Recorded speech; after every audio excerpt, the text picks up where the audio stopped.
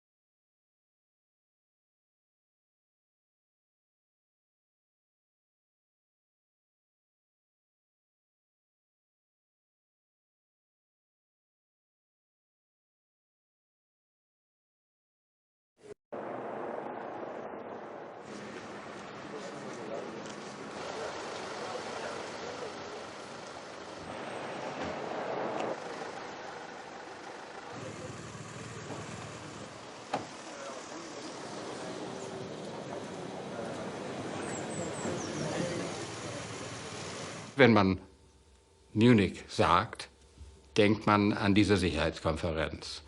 Und das ist ein Beweis dafür, wie sehr es an Bedeutung gewonnen hat. It's not every day that you have senior officials from India and China and Russia and Saudi Arabia and Turkey and Japan and all the European countries and North America all coming together. So it's in a sense, it's a mini United Nations.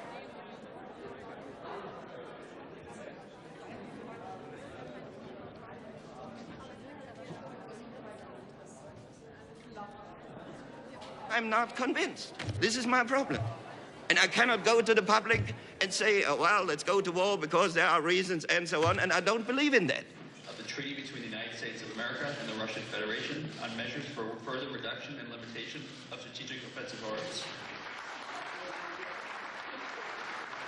Wir brauchen Orte, an denen man zusammenkommt und sich miteinander austauschen kann, auch wenn man unterschiedlicher Meinung ist.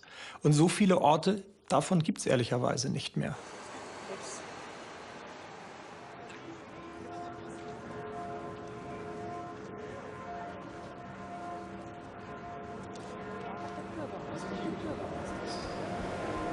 Herzlich willkommen zur ersten virtuellen Sonderausgabe der Münchner Sicherheitskonferenz. Normalerweise würden sich hier in diesem Saal über 450 Staatsgäste aus aller Welt eng drängen. Der Saal ist im Moment gähnend leer. Pandemiebedingt kann die Münchner Sicherheitskonferenz im Moment noch nicht normal stattfinden. Die Betonung liegt auf noch. Switching now to English, as we have a definitely truly global audience joining us over live stream via the Munich Security Conference, various social media channels, Phoenix TV, BR24 and live television broadcasts around the world. My name is Natalie Amiri and I'm your Master of Ceremonies for today's unique event.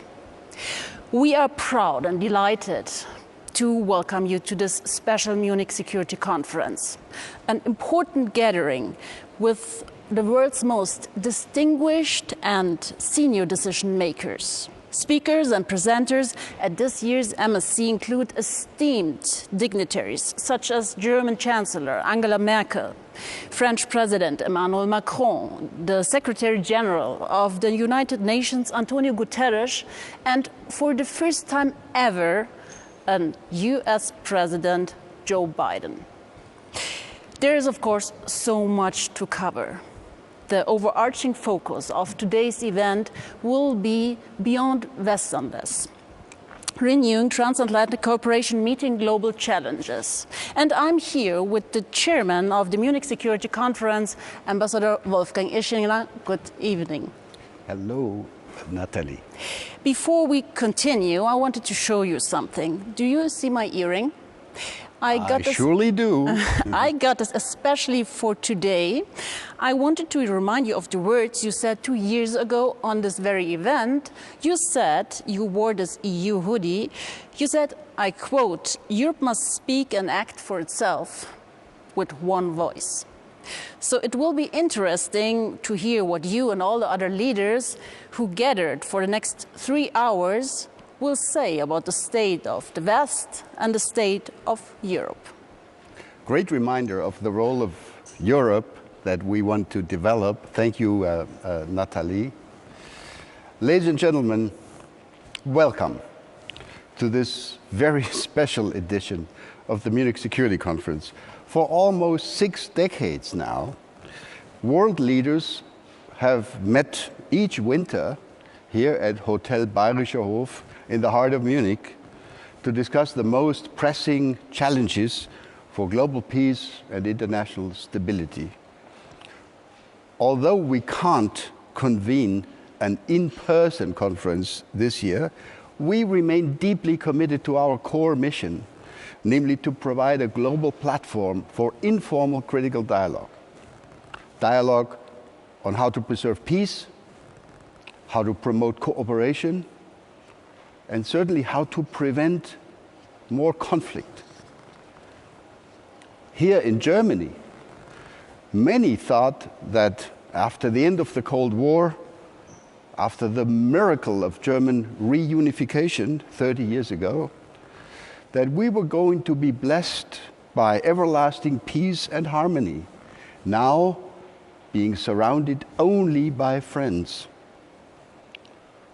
When we look at Europe today, however, we find that Europe is surrounded by a ring of fire, by bloody conflicts in the east.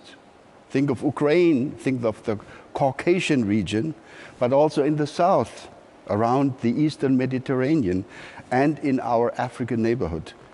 Great power competition has made a serious comeback. The rules-based international order and its institutional framework have been under attack. And we are, of course, faced with the massive impact of climate change and of the pandemic, with potentially crippling effects on global stability, on prosperity, and on human rights. A year ago, here in this hall, we discussed the notion of Westlessness, the sense that the world, but in particular the West itself, was getting less rules-based, less value-driven. The past year has, I'm sorry to say, confirmed our diagnosis. Many of the geopolitical certainties that have defined the post-Cold War era are continuing to be dangerously eroding. But today, let's focus also on the hopes going forward. Let's therefore look beyond Westlessness. How can we rebuild, renew, and reform the transatlantic partnership? And how can we join forces to tackle global challenges such as climate change and the current pandemic? How can we tackle these challenges together? It gives me enormous pleasure to welcome some of the world's most important and most senior decision makers to this special event today. For the first time ever, the President of the United States will address the Munich Security Conference. 2 years ago, standing in this very room, Joe Biden said, "We will be back." Thank you, Mr. President, for keeping your promise. And thank you for choosing Munich for your very first message addressed to your allies and partners in Europe. Let me also offer a very warm welcome to the other world leaders who will speak to us in the course of the next 2 or 2.5 hours, including President Macron, including Chancellor Merkel, including Prime Minister Boris Johnson, and the leaders of key global and European institutions. Finally, I would also like to offer a warm welcome to our Munich young leaders. We have invited this impressive cohort of young professionals to ask our guests some tough questions. Ladies and gentlemen, without Munich and without Bavaria, there is no Munich Security Conference. This is why it is now my privilege to invite the Minister President of the Free State of Bavaria, Markus Söder, to offer his welcoming remarks. Herr Ministerpräsident, ich freue mich, dass Sie hier heute dabei sind. Sie haben das Wort. Lieber Herr Ischinger, alle Gäste, auch Ihr Team, ein herzliches Dankeschön erstens für die Einladung, aber auch für die Möglichkeit, dabei zu sein. Die Münchner Sicherheitskonferenz ist die Plattform, die internationale Plattform schlechthin, in der nicht nur Politik ausgetauscht wird, sondern in der neben diplomatischen Höflichkeiten auch immer wieder Klartext gesprochen hat. Und das macht es sozusagen auch zu einer Art Oase der Ehrlichkeit, der Begegnung, des Miteinanders.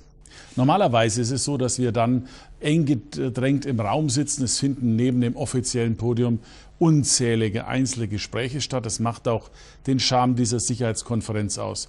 Heute ist es ein bisschen schwieriger. Deswegen ist es zumindest gut, dass wir auf dieser Form uns treffen. Und nachdem fast jeder eine spezielle Chat-Funktion noch hat, kann es hier bilaterale Chat-Verläufe geben zwischen den einzelnen Staatslenkern und den Staatsfrauen und Staatsmännern. Was mich ja sehr freut, ist, dass es in München ist und dass gerade heute die transatlantische Gemeinschaft im Vordergrund steht. Und da ist Bayern ein perfekter Platz dafür. Nicht nur wie üblich die Münchner Sicherheitskonferenz, sondern Bayern speziell. Wir haben seit Jahrzehnten enge Verbindungen zu den Vereinigten Staaten von Amerika. Ich selbst bin aufgewachsen neben einem US-Hospital, also dem Hospital der Truppen, und habe als Kind schon enge Verbindungen gehabt. Wir haben miteinander hinten einen Sport gemacht, hinter dem Hospital. Ich bin in die PX gegangen, habe was zu essen bekommen. Also ich bin seit meiner frühesten Jugend an eigentlich transatlantisch geprägt und positiv. Aber was immer verbunden hat in all den Jahrzehnten, war nicht nur einfach der Begriff Verbündete, sondern Partner. Und zwar Partner nicht nur mit gemeinsamen Interessen, sondern mit gemeinsamen Werten. Das war und ist das Fundament dieser Freundschaft. Das war und ist das Fundament der NATO. Die letzten Jahre, gebe ich zu, war das gar nicht so einfach. Denn man hat so den Eindruck gehabt, dass aus echten Freunden zumindest distanzierte Nachbarn geworden sind. Und manche stabile, feste Brücke hat schon einen kleinen Knacks bekommen. Durch das Verhalten, durch manche Aussagen. Insofern ist uns allen daran gelegen, diese Freundschaft, diese Partnerschaft, diese Gemeinsamkeit zu erneuern. Und deswegen ist es so ein ermutigendes und positives Signal, dass der neue Präsident die erste Gelegenheit nutzt, mit und in Europa zu sprechen und das auch noch in München bei dieser Sicherheitskonferenz. Ein tolles Signal. Und warum ist diese Partnerschaft so wichtig? Nun, die Welt verändert sich. Wir haben internationale Herausforderungen wie Corona, Klimawandel, Sicherheit, die gehen uns alle an. Herausforderungen, die an keinen Grenzen Halt machen, sondern die jeden Einzelnen von uns treffen. Klar ist aber auch, es gibt unterschiedliche gesellschaftliche Modelle. Das, was uns verbindet in der transatlantischen Idee, ist doch die gemeinsame Idee von Menschenrechten, von Freiheit, von Demokratie, von Rechtsstaatlichkeit. Und deswegen denke ich, ist auch so wichtig, dass wir diese Ideen gemeinsam vertreten. Jeder mit seinen speziellen Interessen, aber doch gemeinschaftlich. Und vielleicht können wir mit dem heutigen Tag auch wieder Brücken erneuern oder sogar neue zusätzliche bauen in dieser schwierigen Zeit. Denn eines ist für mich jedenfalls klar: Weltoffenheit, Multilateralismus sind, glaube ich, die einzigen echten Chancen, all diese Herausforderungen zu meistern. Alles auf der Basis von Vernunft und auch von wissenschaftlichen Fakten. Denn wenn es eine Sprache der Internationalität gibt, dann doch die der Wissenschaft. Denn die Wissenschaft hält sich selten an Grenzen. Sie kooperieren überall in der Welt zusammen. Kooperation und Verständnis, Gemeinsamkeit und Freundschaft. Das könnte der Motto und das Thema auch für diese nächsten Stunden sein. Ich wünsche uns allen gute Gespräche und lade alle ein, dann, wenn es wieder geht, nach Bayern zu kommen. Sie wissen selbst, Deutschland ist wunderschön, aber Bayern ist ganz besonders schön. Und einen kleinen Eindruck gewinnen Sie bei mir im Hintergrund. So sieht es derzeit bei uns aus. Das können Sie heute nicht erleben, aber Sie wissen und spüren, Sie sind bei uns immer willkommen, immer als Gäste und immer als Freunde. Alles Gute und viel Erfolg. Und Herr Ischinger, Ihnen und Ihrem Team nochmal Dankeschön für die tolle Organisation vorab. Thank you, Minister President Söder. To kick off today's discussions, we will start by looking at challenges that we have on a global scale. What are the areas in which international cooperation is currently most urgently needed? With this question in mind, we cannot ignore our first speaker.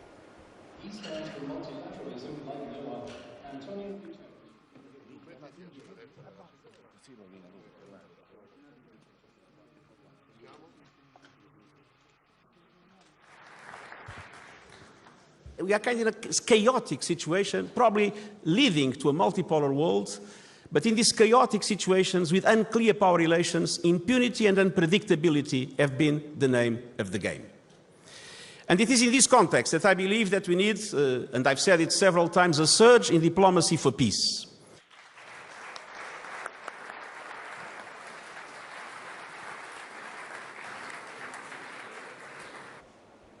I am delighted to welcome the Secretary General of the United Nations. Welcome, Antonio Guterres. This is already your 5th time to address the Munich Security Conference. We are witnessing today how decades of global progress are being threatened. The health crisis increases fragility and contributes to conflict. This is why we, at the Munich Security Conference, have called the COVID-19 crisis a polypandemic. We look forward to hearing from you, Mr. Secretary General, how we can tackle these challenges multilaterally. You have the floor. Please, Antonio.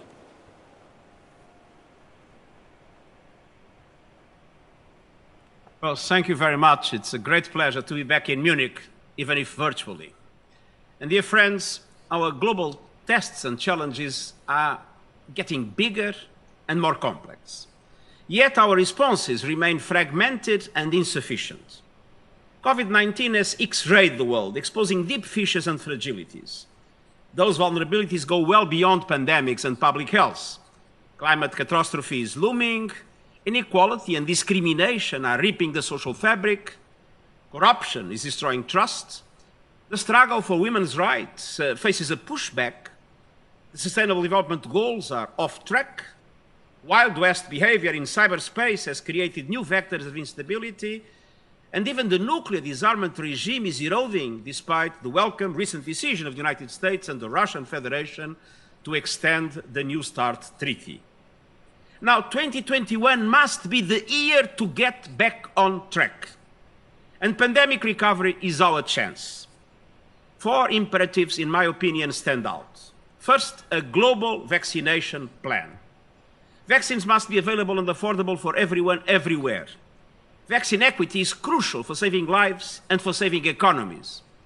Countries need to share excess doses and provide the billions needed for the COVAX initiative to be in full swing. And we also need at least a doubling of global manufacturing capacity through sharing of licenses and technology transfer. I believe the G20 is well placed to establish an emergency task force to prepare such a global vaccination plan, bringing together the countries, the companies, the international organizations, and the financial institutions that have the required power, scientific expertise, and production and financial capacities. And I'm ready to galvanize the full United Nations system in support of this effort, starting by the World Health Organization.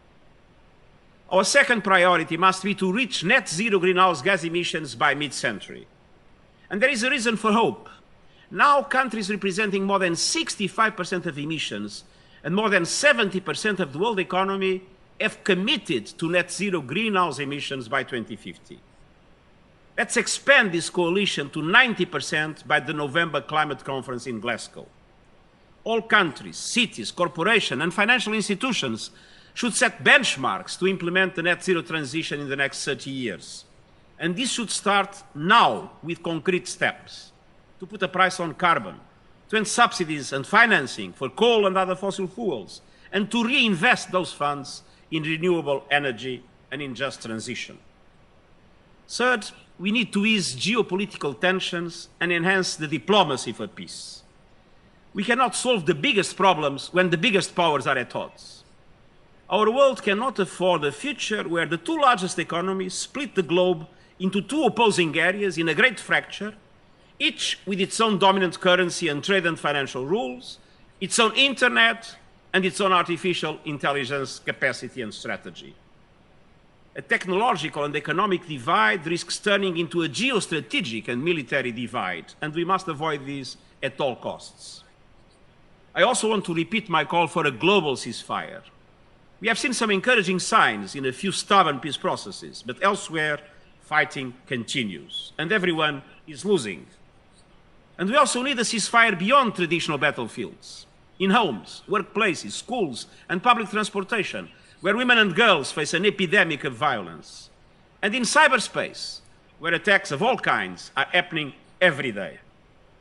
Digital technologies must be a force for good, and that requires also a total ban on lethal autonomous weapons, the most dangerous dimension that artificial intelligence can bring to the future of war. Fourth, it's time to redefine global governance for the 21st century.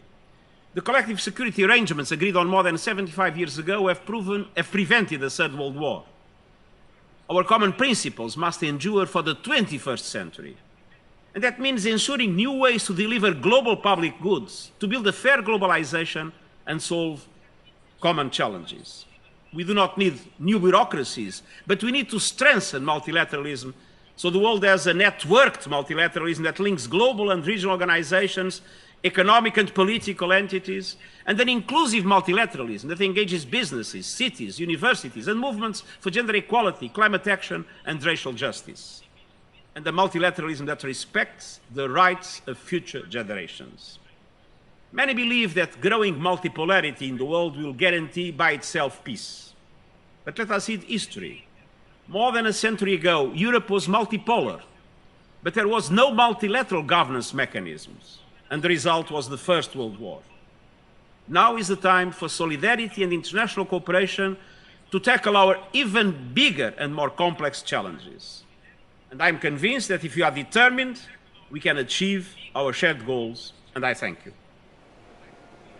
Thank you very much, Secretary General. The first question that we have for you comes from our Munich young leaders, Lua Miao from China. Over to Beijing. Miao, you have the floor. Your Excellency Secretary General Guterres, greetings from Beijing, China. My question is that currently, pandemic is the most urgent global challenge. Can the United Nations, including WHO, lead the global efforts of the EU, United States, China to convene the Trilateral Global Vaccine Summit to coordinate the vaccine production, distribution, and R&D standardization for the world, especially for the developing countries? Thank you. Thank you, Miao. Mr. Secretary General, your answer, please.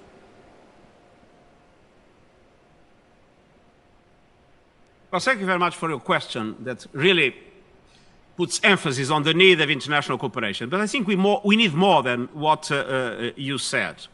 I do believe we need to make sure that we bring together all those countries, but also companies that have power, scientific expertise, and industrial and logistics capacity in order to be able to produce and to implement a global vaccination plan to make sure that the vaccine reaches everybody everywhere. In my opinion, the entity that is best placed to gather those entities, countries, companies, international organizations, is today the G20. And the UN is ready to fully support that effort. But what is clear for me is the present situation remains chaotic. Of course, we see some good signals. We see now the US supporting COVAX. We see several countries announcing that they will share their excess vaccines. But 75% of the doses distributed until now were only in 10 countries, and more than 100 countries have not yet received any single dose. So the risk is, if we vaccinate only the developed countries and we let the virus spread in the developing world, the virus will mutate. Mutating will be more dangerous, but also more able to resist vaccines, and it might come back to haunt the developed world that has thought to protect their people, but then will not be able, with the vaccines of the past, to answer with the new variants of the virus. So we absolutely must mobilize the whole world to vaccinate everybody, everywhere, in the quickest possible way, and for that we need an emergency task force, and I think the G20 is probably the best place for that to be implemented. Thank you, Secretary General. For our second question, we go to our Munich young leader, Yasmin El-Gamal from the United States. Mr. Secretary, you recently wrote an op-ed with several world leaders talking about the importance of multilateralism. You also highlighted several global emergencies that we need to tackle together, including the global pandemic and the environment. And yet we find ourselves in a world today where some countries, including veto-wielding members of the UN Security Council, are challenging the very multilateralism that you speak of. So how does the UN tackle these challenges to the international order so that the emergencies that you highlighted can indeed be tackled together? Thank you. Thank you, Yasmin. Mr. Secretary General. My answer is an answer of hope. I think we are seeing multilateralism coming back in strength. It's not only the fact that the new administration has clearly re-established the engagement of the United States with But there are a number of other signals that are very important in the reaction of the global public opinion and of the global society. Look at, for instance, the COVID. The biggest enemy of multilateralism is, of course, nationalism and populism. But nationalist and populist leaders have basically failed in the way they led their countries against COVID. And this is being felt more and more by public opinions that understand that they need rational approaches to fight the vaccine and that they need international cooperation. And they are putting more and more pressure for that to happen. And we see that in the recent announcements that were made by several countries in order to join a collective effort. On the other hand, climate change. It's amazing. In the last few months, we have seen coming back to the multilateral approach that has recommended and has put as a target the net zero emissions for 2050. We have seen the European Union, the UK, but we have seen afterwards China, we have seen Japan, we have seen Korea, now we see the United States, and we see a huge dynamic in the preparation of the COP26 for Glasgow. Again, multilateralism, I feel it's coming back. Of course, we need to strengthen multilateral institutions. I sometimes say multilateral institutions have no teeth, and then when they have teeth, they show little appetite to bite, as you mentioned in relation to a divided Security Council. We need to have multilateral institutions with more strength, but also more inclusive. In the past, governments would be the only meaningful political entity. No longer the case. Power is much more distributed. If you want multilateral institutions to work, and it's true for the UN, we need to bring into them cities, we need to bring into them the private sector, the civil society, the business community in general. And we need to make sure that things that were in the past only regulated by governments now are subject to a multi-stakeholder approach that can, for instance, in the case of cyberspace, in the case of the internet, create conditions that allow those new technologies and those new trends to be a force for good. I truly believe we are seeing multilateralism coming back, and I truly believe it can be a strengthened and more inclusive multilateralism. Mr. Secretary General, today's event has a specific transatlantic focus. The governments represented here today belong to the wealthiest, the most powerful. So if I may ask you this question, what is your specific expectation when you look at Washington, D.C., when you look at Brussels, when you look at London, Paris, or Berlin? What do we, the West, collectively and individually, need to contribute in order to make your program a success?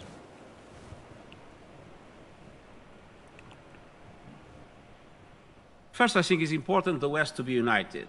The West was at odds with itself in the recent past. And I think, again, what is new in the Biden administration is a clear will to reestablish the transatlantic links. And second, I think the West needs to understand that the world is now much more multipolar. And the West needs to find a way to assert its values, namely the values of the Enlightenment, that have, of course, rationality, tolerance, but also human rights at its center. But asserting its values, the West needs to engage in a meaningful dialogue and cooperation with the other key actors in the global stage. And for instance, if one takes one crucial relationship, China and the West. Of course, in human rights, there will be inevitably a confrontation. But there is a convergence of interest in climate, and there is a need for a serious negotiation in relation to the aspects of trade and technology that either can be an area of cooperation or an area of very serious confrontation.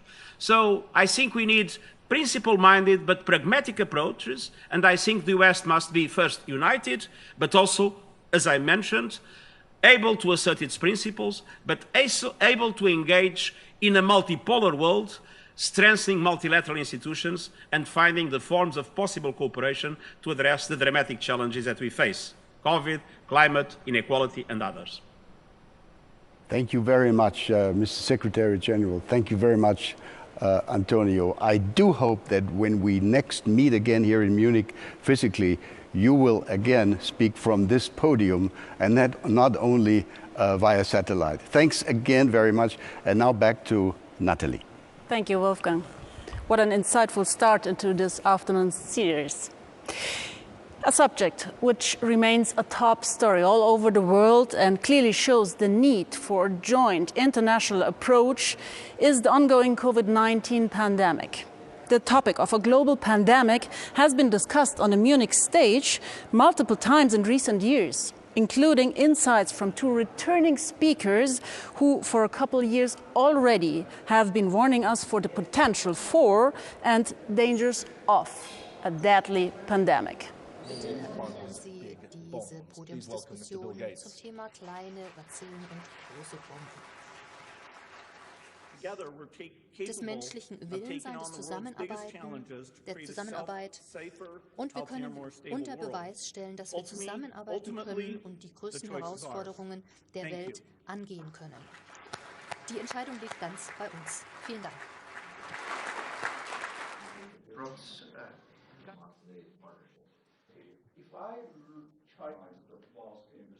Epidemien verursachen häufig schwere politische und soziale Umwälzungen, Instabilitäten und Unsicherheit.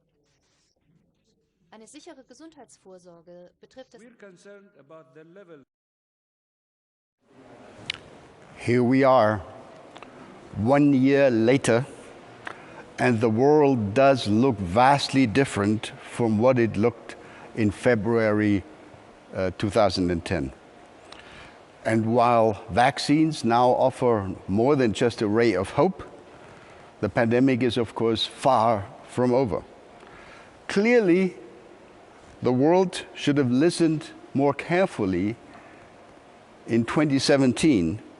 It is my enormous pleasure to welcome once again to the Munich Security Conference the co-chair of the Bill and Melinda Gates Foundation, Bill Gates himself. Bill, thank you for joining us again, for joining us today. And let me start with a straightforward question. What, in your view, must be done to ensure that the world will emerge stronger from the COVID-19 crisis? And how can the equitable distribution of COVID-19 vaccines be ensured globally? The Secretary General of the UN just referred to that issue, and we'd be extremely interested in have your views. Welcome again, Bill Gates.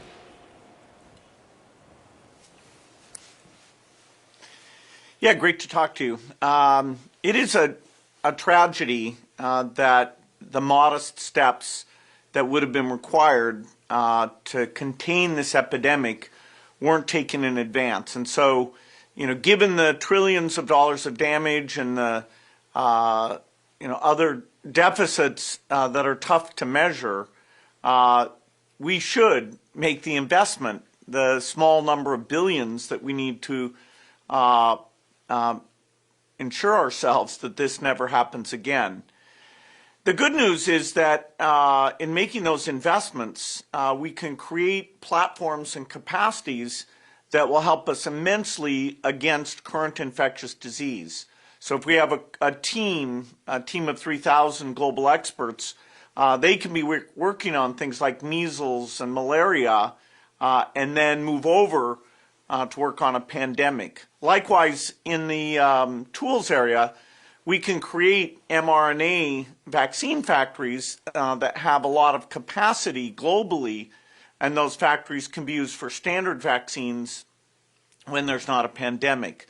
I want to say we can have very ambitious goals. A pan-coronavirus universal vaccine, likewise a universal flu vaccine, the ability to make drugs that block transmission, and a diagnostic approach that can get 20% of the population per week actually at very low cost. So the tools, the R&D side needs to be funded, and the field capacity, the factories, the surveillance, that team of 3,000. But these investments will have fantastic returns even when there's not a pandemic. And, I have very little doubt that, given what a tragedy this has been, this time around, over the next 5 years, we'll get those things in place. You also asked about the vaccine equity. You know, the creation of these vaccines is really a triumph. Both vaccine technologies that were initially pioneered for HIV, the mRNA that our foundation and others have been investing in for over a decade, they've come through, and a high percentage of them have been successful, but the inequity is still quite dramatic. Part of the way to solve that inequity is to get factories in India up in full speed. That's already happening with AstraZeneca. It'll happen with 2 of the others. And to get the financing. And there, we have to be thankful to Germany, who's led the calls for this COVAX. The U.S. came in just a couple months ago in a significant way. Japan, Canada, in fact, the entire G7 in the days ahead will have made generous pledges. So the finance piece will be there. As the rich countries get to high levels of vaccination, their factories can contribute. And so if we do this well, we'll have about a 6 to 8 month delta of the vaccination levels of the rich to the developing countries. Still longer than we'd like, but I have to say the cooperation of the pharmaceutical companies, the speed with which they innovated, the way that governments are now donating, and how we're using Gavi, which is so successful, to pull us all together means that we have a chance to get that gap to be only 6 months. Thank you very much, Bill. Here comes the first question. It comes from one of our Munich young leaders, from Alexander Gabuev from Russia. Alexander. Mr. Gates, given lack of cooperation between governments of great powers in fighting the pandemic, is there a way for corporate players and large charity organizations to step in and contribute in coordinated fashion regardless of country of origin or main jurisdictions? What would be the practical ways to enable such cooperation? Thank you. Over to you, Bill. Well, we certainly need governments. When you have an emergency like this, you don't want to use just market signals, so that the richest citizens or countries get all the capacity. I have to say the companies, are mostly doing this on a non-profit basis, but the governments helped make, other than the case of Pfizer, who funded its own effort, the governments helped provide the resources. The U.S. government, that's the one part of the epidemic the U.S. gets a high grade, is that the large BARDA grants got this work going full speed. The only other big funder was CEPI, which had been put in place post-Ebola, supported by UK, Norway, Japan, the Wellcome Trust Foundation, and our foundation. So the private sector's got the capacity, and that tie-up between Pfizer and BioNTech is a great example of transatlantic cooperation. In fact, I think the governmental role here, putting in place that pandemic preparedness, can be a shining example of renewed transatlantic cooperation, where we look at the different pieces, both the R&D and the field capacities, and work together on that. The fact that philanthropies, have come in and written checks very quickly, that our foundation knows the Indian manufacturers who we've helped get up to large capabilities, that was very helpful here. It saved at least 6 months to fund those factories early. But in general, you shouldn't rely on that. When it comes to the delivery piece, the nonprofit organizations are stepping up, particularly in communities where the trust of the vaccine is a challenge, getting them to go in and encourage people and provide easy access. I think that's going to be, even for the next year, very, very important. And here comes the next question from another Munich young leader. This one comes from India, Ambika Vishwanath. Ambika, where's your question? Mr. Gates, given the importance of water in dealing with health security, how do you propose that non-profits and civil society organizations work with governments and multilateral agencies to ensure the somewhat parallel conversations of growing global water insecurity on the one hand and human health on the other come together to ensure that plans and processes going forward are more nuanced, interconnected, and collaborative in nature? Thank you. Bill, please. Well, we certainly have areas of incredible water shortage today, particularly for agriculture. And sadly, because of climate change, that stress is going to get even worse. That is, you'll have droughts more often and also floods more often. And so we have adaptation where we need to create a new generations of seeds that are more drought tolerant, more flood tolerant, more temperature tolerant. That's a grossly underinvested area that has the highest payback in terms of helping with climate adaptation. Also with water, we have the rapid urbanization, but it's often done without the right sanitation or water supply into the fast-growing parts of those cities. And so we need to rethink sanitation. Often there's no plan at all. That's disastrous in terms of quality of living and disease. And so new tools so that the cost of doing high-quality sanitation gets to be a bit lower, and we do it so it doesn't itself become a great user of water. That's really required because we're going to be so urbanized. So both cities and farms, a lot to be done in the face of climate change for water. Thank you, Bill. Let's try to connect the dots between the lessons from the pandemic and the issue of climate change.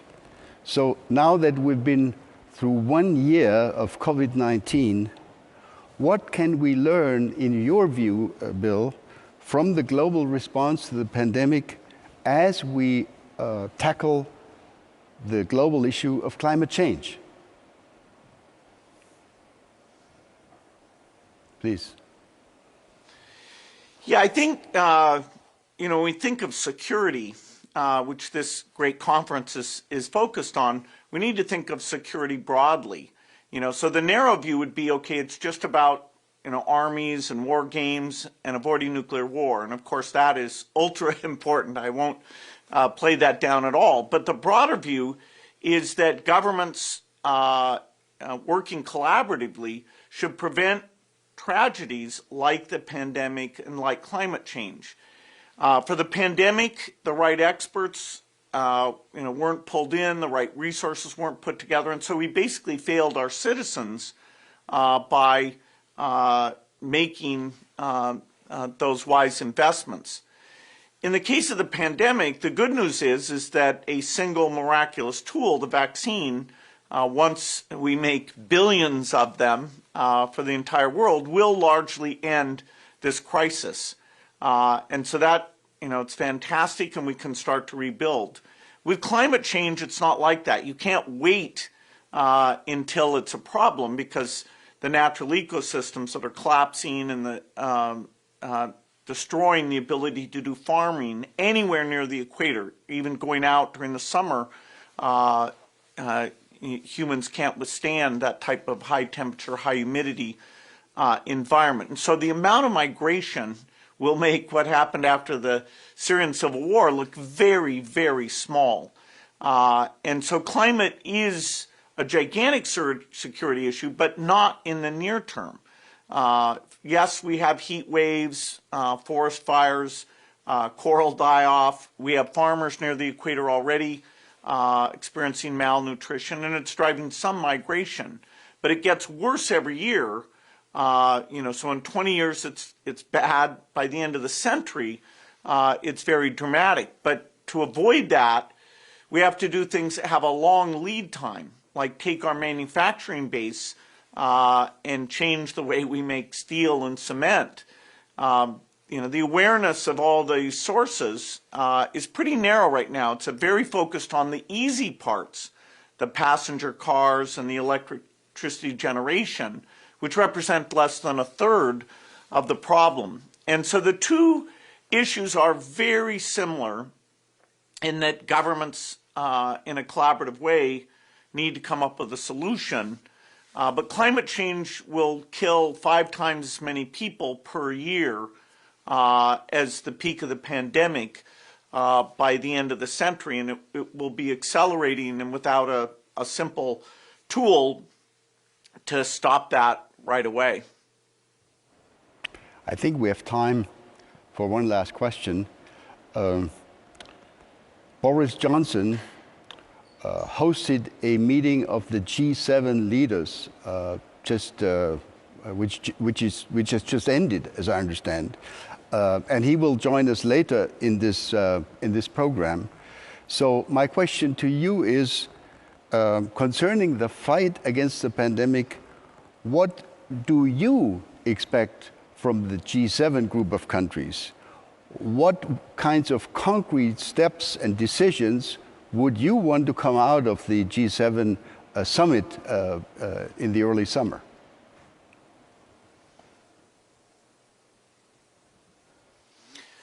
Well, I think by then, with the great contributions we've seen, we should have this facility to buy the vaccines for the developing countries through Gavi. We should have that fully funded, and we should be able to achieve a fairly high coverage level in those developing countries. And so I'm really gratified that the European Union, the G7 countries really have made that a priority. The U.S. was late to come in. Only last December did they show up and make their commitment.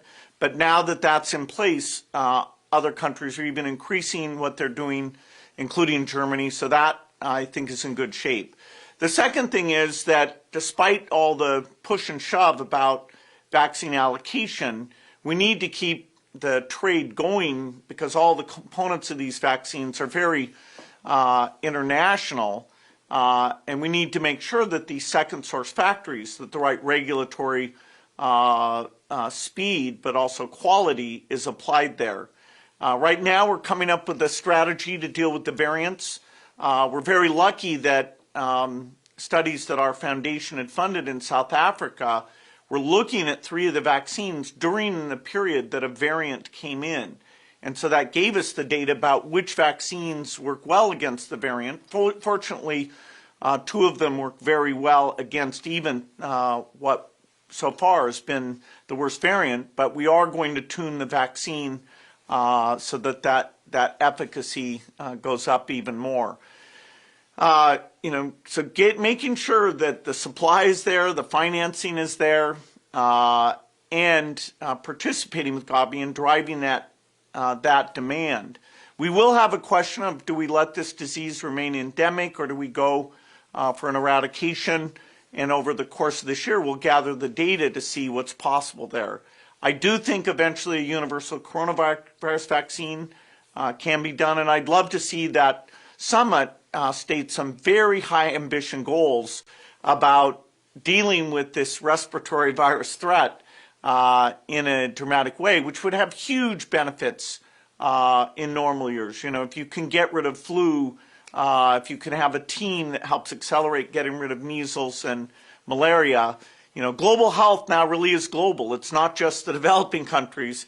We've been reminded that we're all at risk, and what are actually fairly modest, you know, billions of dollars investments are what can prevent a tens of trillions of dollars event from taking place. And so, you know, sadly, you know, there's no value to saying I told you so. The value is in having a very ambitious R&D and field capacity agenda that can help with other health issues and make sure this never happens again.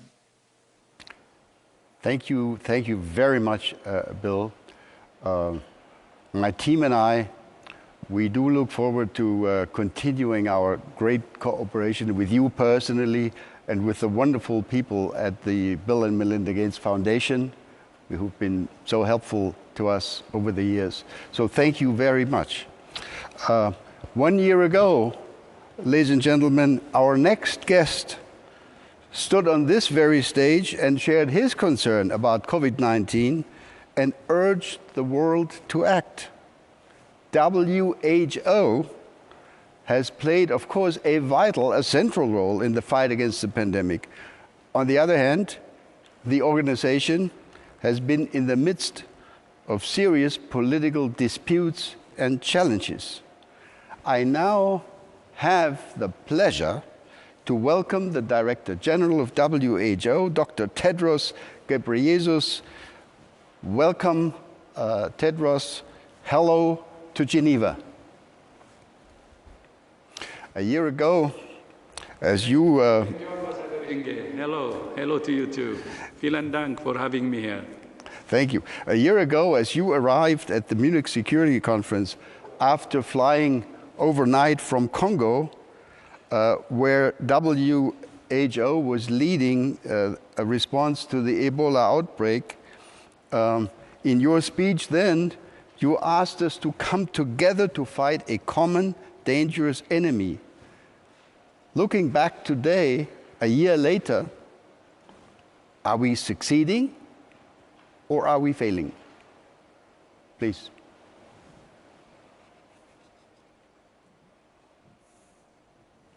Thank you so much, Ambassador Ishinga, again, and very nice to see you virtually.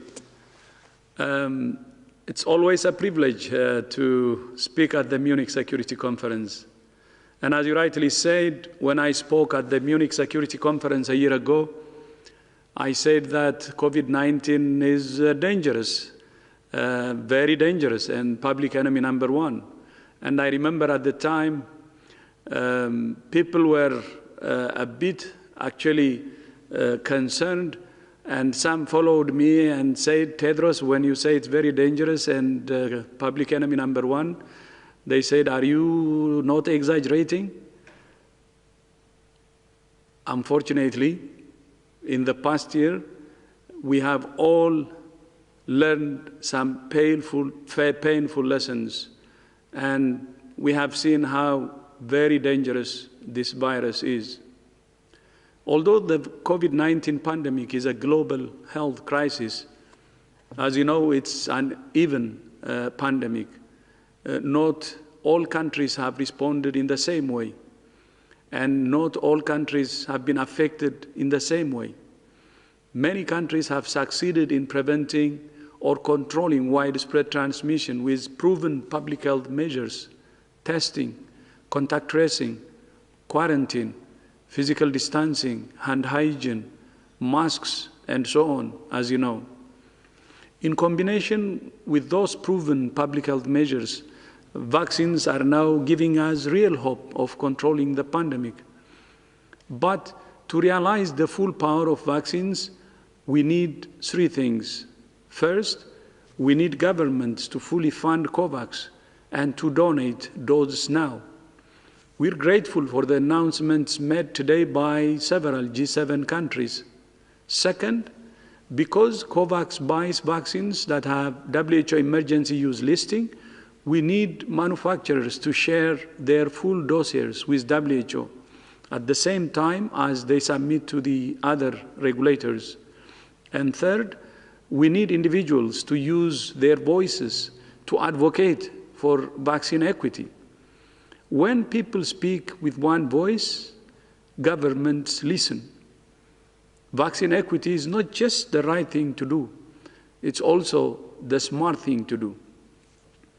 The longer it takes to suppress the virus everywhere, the more opportunity it has to change in ways that could make vaccines less effective and opportunity to mutate. We could end up back at square one. More vaccines are being developed, approved, and produced. There will be enough for everyone. But for now, vaccines are a limited resource. We must use them as effectively as we can. So, to come back to your question, are we succeeding? Yes. Cases and deaths are declining. We have a toolbox of proven public health measures. We now have powerful new tools that we could only dream about a year ago. But we must make sure we use those tools effectively, which means using them in all countries to protect the most at-risk groups. That's the best way to save lives and end the pandemic, restore confidence, and reboot the global economy. But we're making progress. Dr. Tedros, we have a question from our Munich young leader, Joshua Walker, from the United States for you. Mr. Director General, it's no secret that the WHO has become a domestic political topic here in the United States. My question to you is, looking towards the future, how can we make sure that the world, and specifically the Transatlantic Alliance in particular, is better aligned to face this type of challenge again? Thank you, Joshua. What do you think, Dr. Tedros?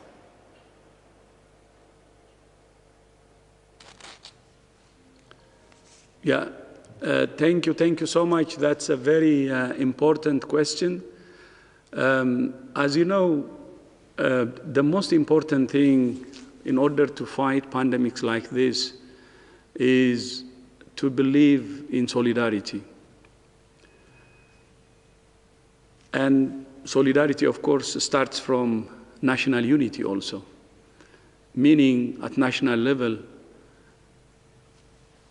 anyone with different beliefs, maybe people across ideologies, across religious beliefs, and other differences should work together to fight an enemy like this, or a pandemic like this.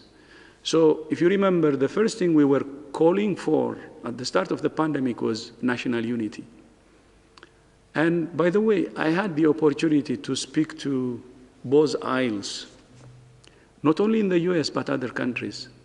And one thing we told them was, please, you can have political differences, and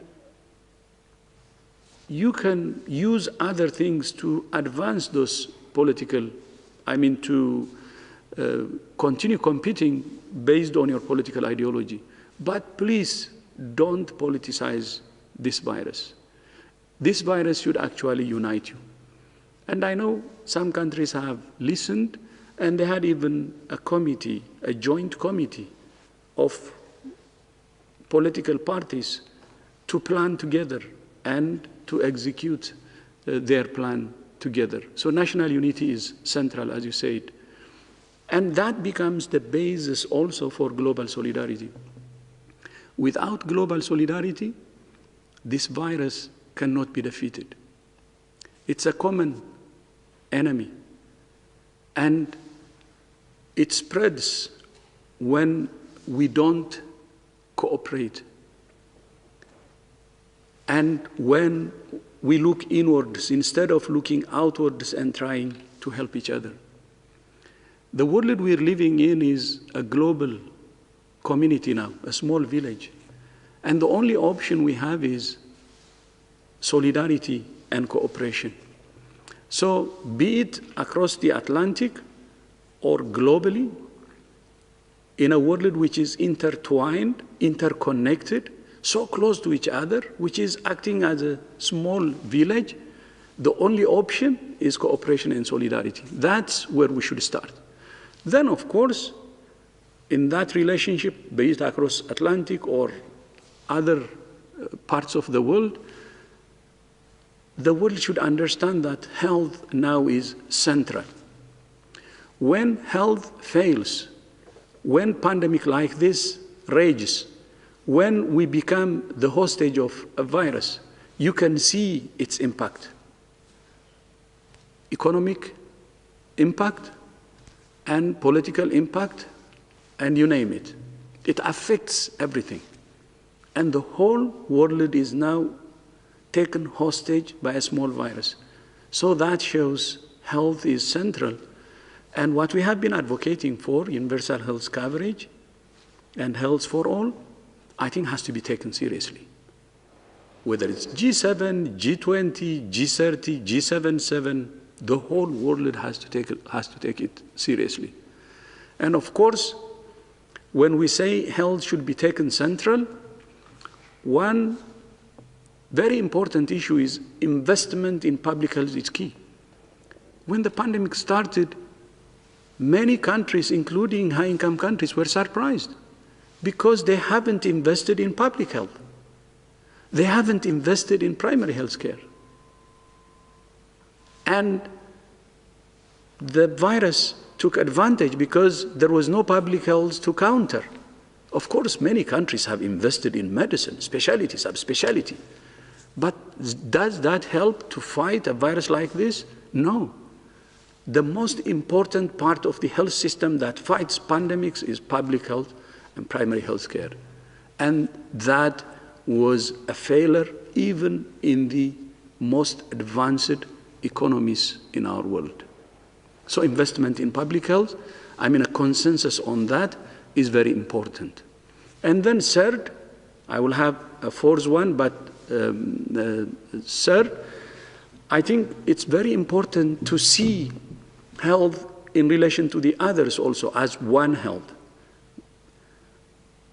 Humans, animals, and the planet. You have the interaction every single day. And strengthening the One Health approach globally will be very important. That can help us to have a robust early warning system also.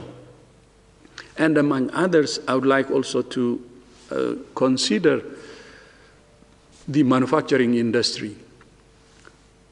We should really strengthen the capacity of that, not only in the advanced economies, but globally, both in the north and south. You have seen the trade barriers at the start of the pandemic when countries couldn't get even PPEs. And some countries were even banning exports. It's because there was not enough production. So how can the world prepare in terms of production capacity too? Like what you said about Bill Gates, who predicted the pandemic. We know pandemics can happen. It's a matter of when, not if. So how can we increase our production capacity? Will be very important. Then the last one, I think across Atlantic or in the rest of the world, especially G7 are meeting. I think they have to sponsor the pandemic treaty. We can have many of these things I have said in that. We need a new treaty if we're serious enough about pandemics. And that will really help and prepare the world for the future. But the key is working together, considering the world as a small village, very much interconnected, and looking inwards wouldn't help, and we should cooperate. And we have learned this lesson the hardest way, by the way, and it's a must to cooperate, and it's a must to take attention, to give attention to solidarity. Thank you again for this question. It's very, very important, and I hope our young will take this seriously and bring the world together. Thank you. Thank you, Dr. Tedros. But wait, we have a second question for you from a Munich young leader. Her name is Shafak Pavai from Turkey. As countries around the world are ramping up their efforts to roll out the vaccination, mistrust and conspiracy theories are also prevalent.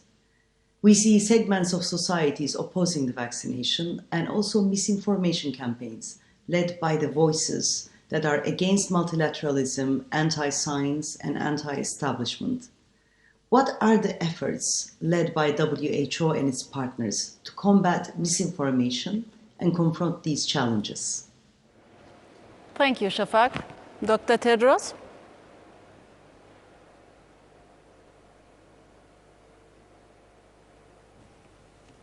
Tashakur, that's also a very important question. And my friend, Ambassador Shinge, if you remember, one of the issues I raised then was about how infodemic is as dangerous as the pandemic itself. And we have been trying our best since then. But when we talk about infodemics, we should start from understanding the concerns or the questions that citizens raise.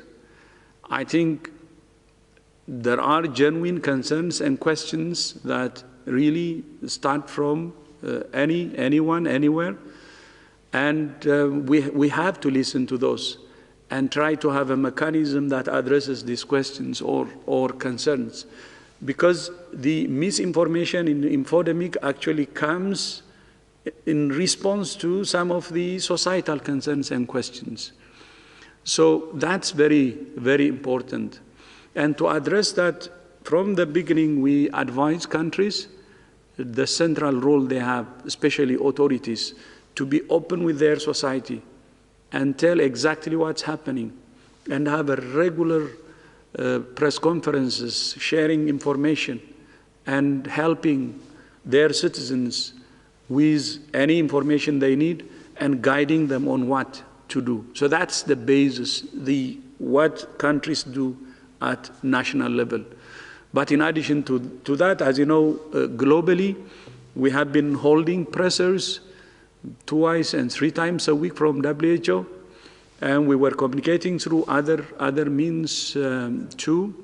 But in addition to that, we have cooperated with tech industries, Facebook, Twitter, Tencent, Microsoft, you name them. And all these tech industries actually supported us. They have invested a lot to counter misinformation and disinformation. But I think doing more research will be important, and that's why we have now an advisory group on behavioral science to see from the citizen's side, but at the same time to see from the media, like the social media side, on how to tackle infodemics in the future.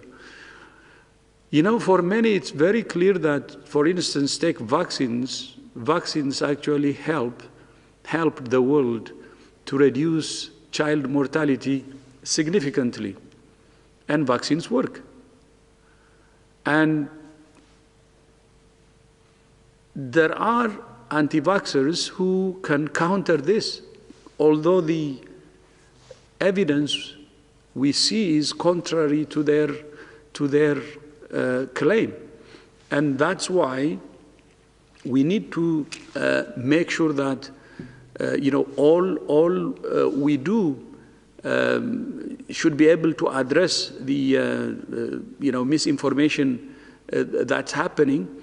And we believe vaccines work, and we know that, but we cannot take it for granted, because those who can control the media, especially the social media, can build their own narrative and, of course, influence the perception of the community. So that's why, in addition to what we do from the local level and national and sub-regional level, we're cooperating with the tech industry to use the social media to reach every corner. Thank you. Thank you, Dr. Tedros. I think we have time for one brief last question.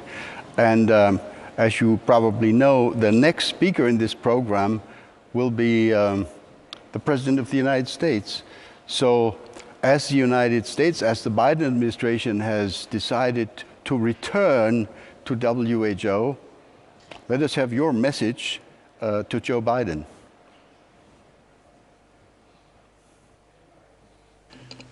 Yeah, thank you so much, Ambassador Shinge. My message is to thank him. Even during the campaign, he said, I will reverse the decision the first day, and he honored his pledge. And I received his letter signed on January 20, actually on the early morning of January 21st. Not only that, his Vice President Kamala Harris, called me, and we spoke about how to strengthen WHO and US cooperation. And third, we were in the middle of a board meeting, and Dr. Tony Fauci joined and also officially introduced the reversal of the previous decision, the withdrawal. and also the areas of cooperation. He outlined the areas of cooperation between WHO and the United States. So the message to President Biden is to express my sincere thanks. In addition to that, I think the US is very, very important, and it's not for the money. It's not the funding. US is the major funder of WHO, and I said it during the unnecessary misunderstanding then. It's not the money. It's the global leadership of the US. Its global role is key, which is actually very significant. We know the US role, not only financing, but in leading the effort to fight the HIV pandemic, and how through the PEPFAR actually reversed the pandemic. Not only that, even if we go before then, the US role, even during the Cold War, partnering with the former USSR to eradicate smallpox. And we're asking the same thing. Even when there are political problems between countries, I think countries can cooperate for a common purpose, like fighting a pandemic or a virus. And that's what President Biden is pledging for, and I really appreciate him for that and look forward to working with him. But since he started office, all they have done is very, very encouraging, and look forward to strengthening our partnership even higher. And I wish him all the very best. Thank you so much. Thank you very much. I want to conclude our discussion with you by saying that we do look forward, my team and I, to continue devoting important parts of our future agenda to issues of global health and to human security, and to working with you personally and with your wonderful team at WHO. Thank you again, Dr. Tedros, for your participation today. Thank you very much. And now back to Natalie. Thank you, Wolfgang. Now we're coming to a highlight of this event, and to the topic that has been at the core of the Munich Security Conference since its inception, the transatlantic partnership. For decades, the Munich Security Conference has been bringing leaders from both sides of the Atlantic together to discuss the current state of international affairs, as well as the transatlantic relationship, in good times and in more challenging ones. With the new US administration in place, the time is right to revive this transatlantic partnership. How to revive, we will see at the heart of the following session that could not have been more distinguished speakers.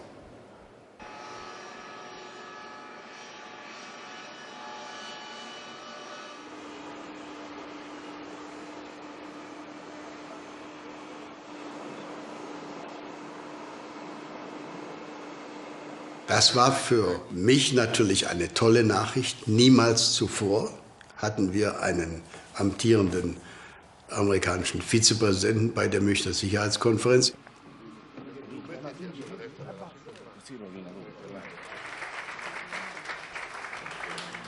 Europe, all of you, are the cornerstone of the United States engagement in the rest of the world.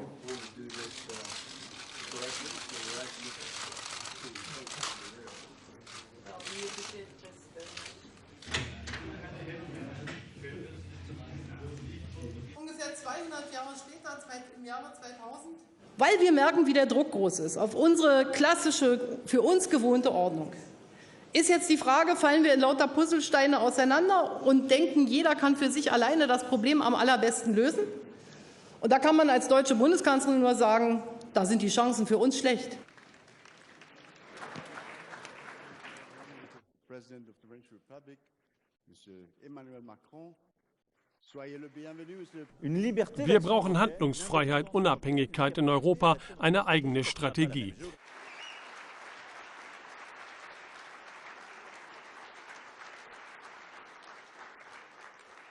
We will be back. Don't have any doubt about that. 60 people on both sides of the Atlantic. Number one threat for the first time. Ladies and gentlemen, making the transatlantic partnership work means reinvigorating ties among key countries in Europe and in North America. I could not be more excited today to welcome three very special guests, virtually, of course, to Munich today. Thank you so much for joining us. A very, very warm welcome. Good morning to Washington, D.C. Hallo nach Berlin. Et bonjour à Paris. Mr. President, Monsieur le Président, Frau Bundeskanzlerin, we are so excited to have you here together and have you talk about a new transatlantic agenda. And I'm sure you are aware that Boris Johnson will join this program a little later. He was still busy with wrapping up the G7 meeting in which you all participated earlier. So now, as our first speaker in this program, it is my privilege to welcome the 46th President of the United States. President Joe Biden has truly been a loyal and long-term friend of the Munich Security Conference. In 2019, Mr. President, you said in this very place, in this very hall, we will be back. Mr. President, thank you for keeping that promise. We welcome you back to the stage, and you have the floor. Thank you so much. Thank you, Mr. Ambassador. And it's great to be with Angela and Emmanuel. We just spent a part of, from Washington perspective, morning together. But I want to say hello to everyone and thanks you at the Munich conference for hosting this special session. For decades, as you pointed out, I participated in the Munich Security Conference as a U.S. Senator, joining my colleagues on both sides of the aisle to affirm the importance of the transatlantic partnership. 3 times as Vice President of the United States, including delivering the first international foreign policy address of the Obama-Biden administration in the first months we were in office. And 2 years ago, as you pointed out, when I last spoke in Munich, I was a private citizen. I was a professor, not an elected official. But I said at that time, we will be back. And I'm a man of my word. America is back. I speak today as President of the United States at the very start of my administration, and I'm sending a clear message to the world. America is back. The transatlantic alliance is back. And we are not looking backward. We are looking forward together. It comes down to this. The transatlantic alliance is a strong foundation, the strong foundation on which our collective security and our shared prosperity are built. The partnership between Europe and the United States, in my view, is and must remain the cornerstone of all that we hope to accomplish in the 21st century, just as we did in the 20th century. The challenges we face today are different. We're at an inflection point.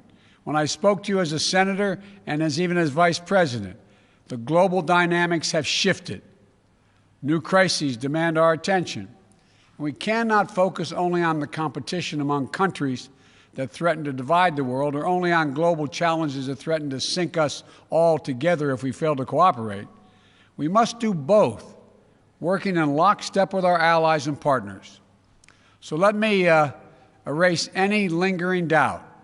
The United States will work closely with our European Union partners and the capitals across the continent, from Rome to Riga, to meet the range of shared challenges we face.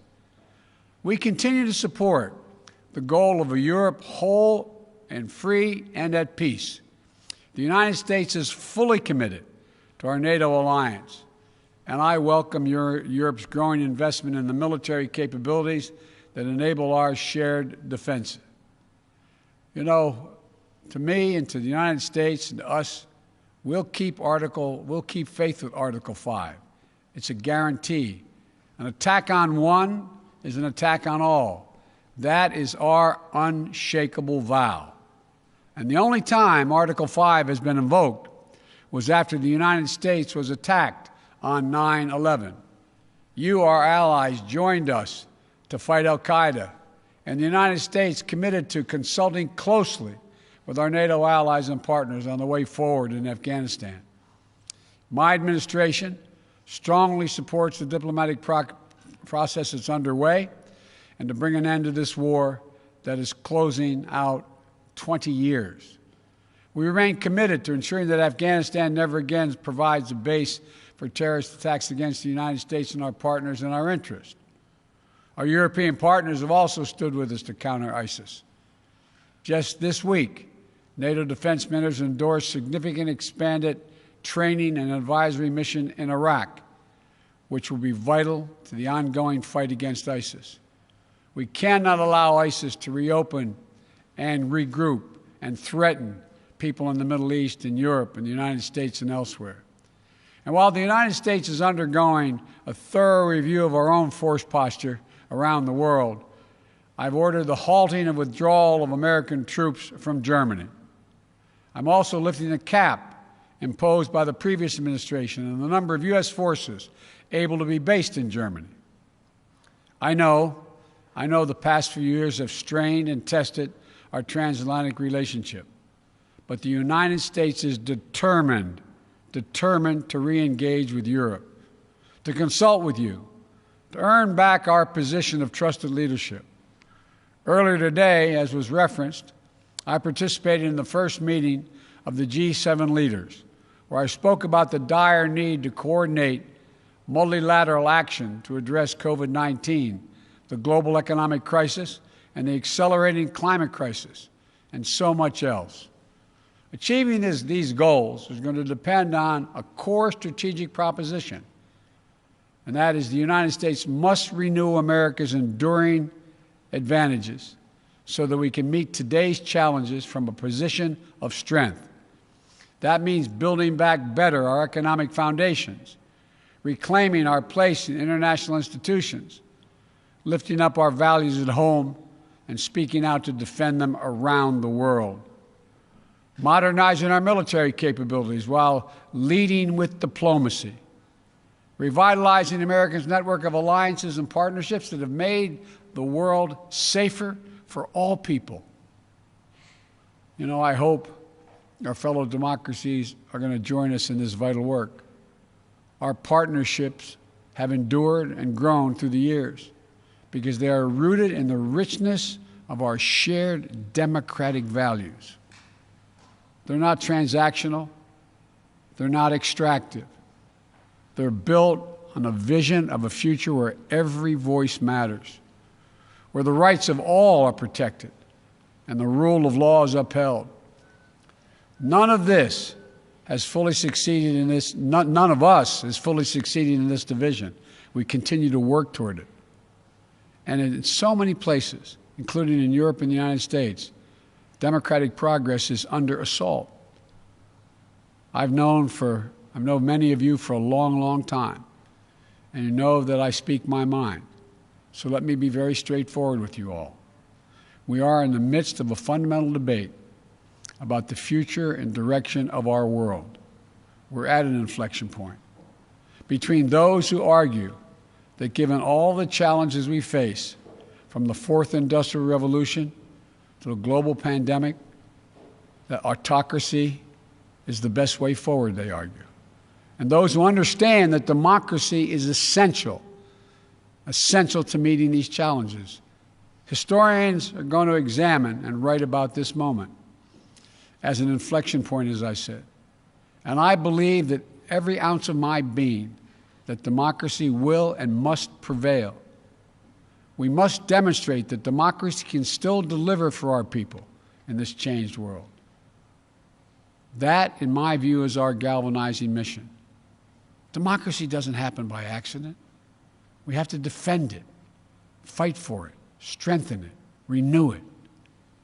We have to prove that our model isn't a relic of history. It's the single best way to revitalize the promise of our future. And if we work together with our democratic partners with strength and confidence, I know we'll meet every challenge and outpace every challenger. You know, we must prepare together for long-term strategic competition with China. How the United States, Europe, and Asia work together to secure the peace and defend our shared values and advance our prosperity across the Pacific will be among the most consequential efforts we undertake. Competition with China is going to be stiff. That's what I expect, and that's what I welcome, because I believe in the global system Europe and the United States together with our allies in the Indo-Pacific worked so hard to build over the last 70 years. We can own the race for the future. But to do so, we have to be clear-eyed about the historic investments and partnerships that this will require.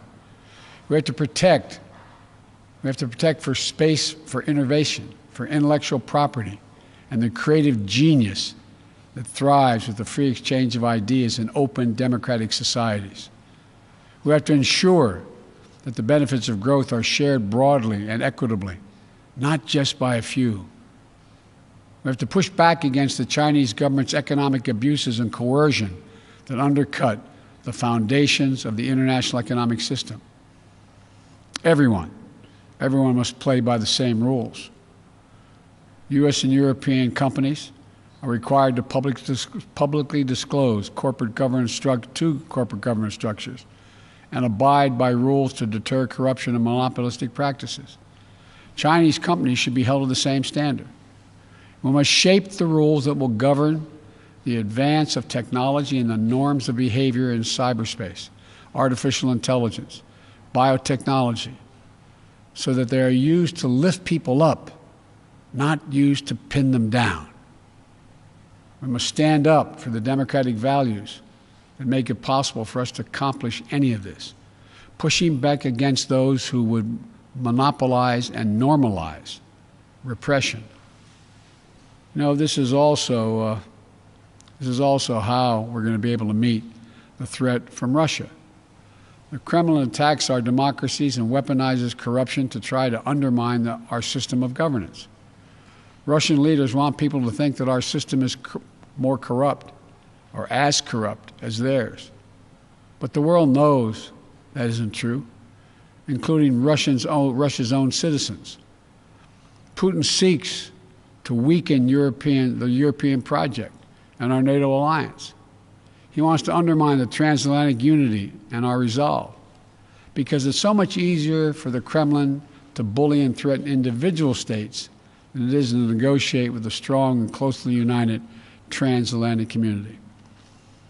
That's why standing up for the sovereignty and territorial integrity of Ukraine remains a vital concern for Europe and the United States.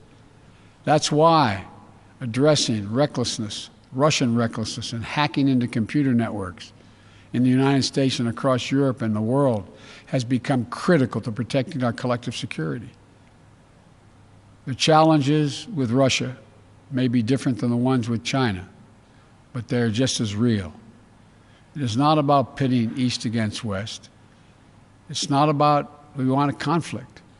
We want a future where all nations are able to freely determine their own path without a threat of violence or coercion. We cannot and must not return to the reflective opposition and rigid blocks of the Cold War. Competition must not lock out cooperation on issues that affect us all. For example, we must cooperate if we're going to defeat COVID-19 everywhere. My first presidential national security memorandum focused on surging health and humanitarian responses to defeat COVID-19 and to better prevent and prepare for the next pandemic. Today, I'm announcing that the United States is making a $2 billion pledge to COVAX, with the promise of an additional $2 billion to urge others to step up as well. Yet even as we fight to get out of the teeth of this pandemic, the resurgence of Ebola in Africa is a stark reminder that we must simultaneously work to finally finance health security, strengthen global health systems, and create early warning systems to prevent, detect, and respond to future biological threats, because they will keep coming.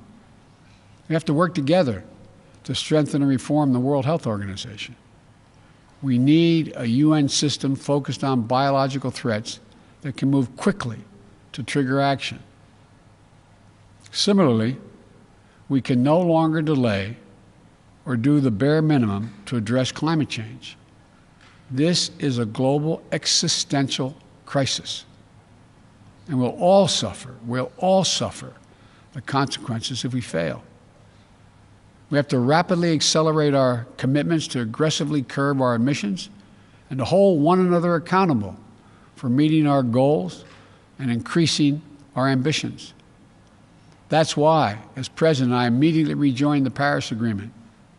And as of today, the United States is officially, once again, a party to the Paris Agreement, which we helped put together. On Earth Day, I will host a Leaders Summit to help drive more ambitious actions among the top emitters, including domestic climate action here in the United States. I am grateful. I'm grateful for Europe's continued leadership on climate issues over the last 4 years. Together, we need to invest in the technological innovations that are going to power our clean energy futures and enable us to build clean energy solutions to global markets. The threat of nuclear proliferation also continues to require careful diplomacy and cooperation among us. We need transparency and communication to minimize the risk of strategic misunderstanding or mistakes. That's why the United States and Russia, notwithstanding other competition, extended the New START Treaty for an additional 4 years once I was sworn in. That's why we said we're prepared to re-engage in negotiations with the P5+1 on Iran's nuclear program. We must also address Iran's destabilizing activities across the Middle East. And we're going to work in close cooperation with our European and other partners as we proceed. We'll also work together to lock down fissile and radiological material to prevent terrorist groups from acquiring and using them. Look, the range of challenges Europe and the United States must take on together is broad and complex. And I'm eager to hear next from my good friends and outstanding leaders, Chancellor Merkel, about her thoughts on the way forward together. So let me conclude with this. We cannot allow self-doubt to hinder our ability to engage each other or the larger world. The last 4 years have been hard, but Europe and the United States have to lead with confidence once more, with faith in our capacities, a commitment to our own renewal, with trust in one another, and the ability of Europe and the United States to meet any challenge to secure our futures together. I know we can do this. We've done it before. Just yesterday, after a 7-month, 300 million-mile journey, NASA successfully landed the Perseverance rover on Mars. It's on a mission of exploration, with elements contributed by our European partners to seek evidence of the possibility that life beyond our planet and the mysteries of the universe. Over the next few years, Percy, as it's been called, but Perseverance, will range and collect samples from the red planet and pile them up. So another mission and rover, envisioned as a joint effort between NASA and the European Space Agency, will retrieve this trove of scientific wonders and bring it home to all of us. That's what we can do together. If our unbound capacities to carry us to Mars and back don't tell us anything else, they tell us we can meet any challenge we can face on Earth. We have everything we need. And I want you to know the United States we'll do our part. We'll stand with you. We'll fight for our shared values. We'll meet the challenges of this new moment in history. America's back. So let's get together and demonstrate to our great-great-grandchildren when they read about us that democracy functions and works, and together there's nothing we can't do. So let's get working. Thank you all very much. Thank you so much, Mr. President, for this Thank you, folks. Extremely important statement. Thank you for presenting it here. And let me add that I look forward to a time, pandemic permitting, that we can try to invite you to fly into Munich again to an in-person conference. I know you used to like these meetings very much, so I look forward to the future. And I also want you and your administration to know that we will, again, conditions permitting, try to continue this discussion later this spring by hopefully bringing a group of senior European decision makers to Washington, D.C. in order for them to meet with members of your administration. So thank you again, Mr. President. Now we're hearing from the other side of the Atlantic, and no one should be surprised if I now turn to the German language. Frau Bundeskanzlerin, ich darf Sie herzlich begrüßen. Es ist mir eine Ehre. Sie haben in diesen Jahren Ihrer Amtszeit häufig hier gesprochen, heute zum ersten Mal in dieser virtuellen Form. Und es freut mich ganz besonders, bei dieser Gelegenheit auch ankündigen zu dürfen, dass wir Sie in diesem Jahr mit dem Ewald von Kleist-Preis der Münchner Sicherheitskonferenz auszeichnen können. Diese Auszeichnung würdigt Ihren herausragenden Beitrag zu Frieden und internationaler Krisenbewältigung. Frau Bundeskanzlerin, Sie haben das Wort. Ja, sehr geehrter lieber Herr Ischinger, meine Damen und Herren, ich freue mich, heute bei diesem Forum dabei zu sein, was ja etwas ganz Außergewöhnliches ist in verschiedener Hinsicht. Erst einmal im Blick darauf, dass wir in einer Pandemie leben und dass es noch nie notwendig war, anstelle eines physischen Treffens ein solches virtuelles Forum einzuberufen, weil ein Zusammentreffen im Augenblick nicht möglich ist.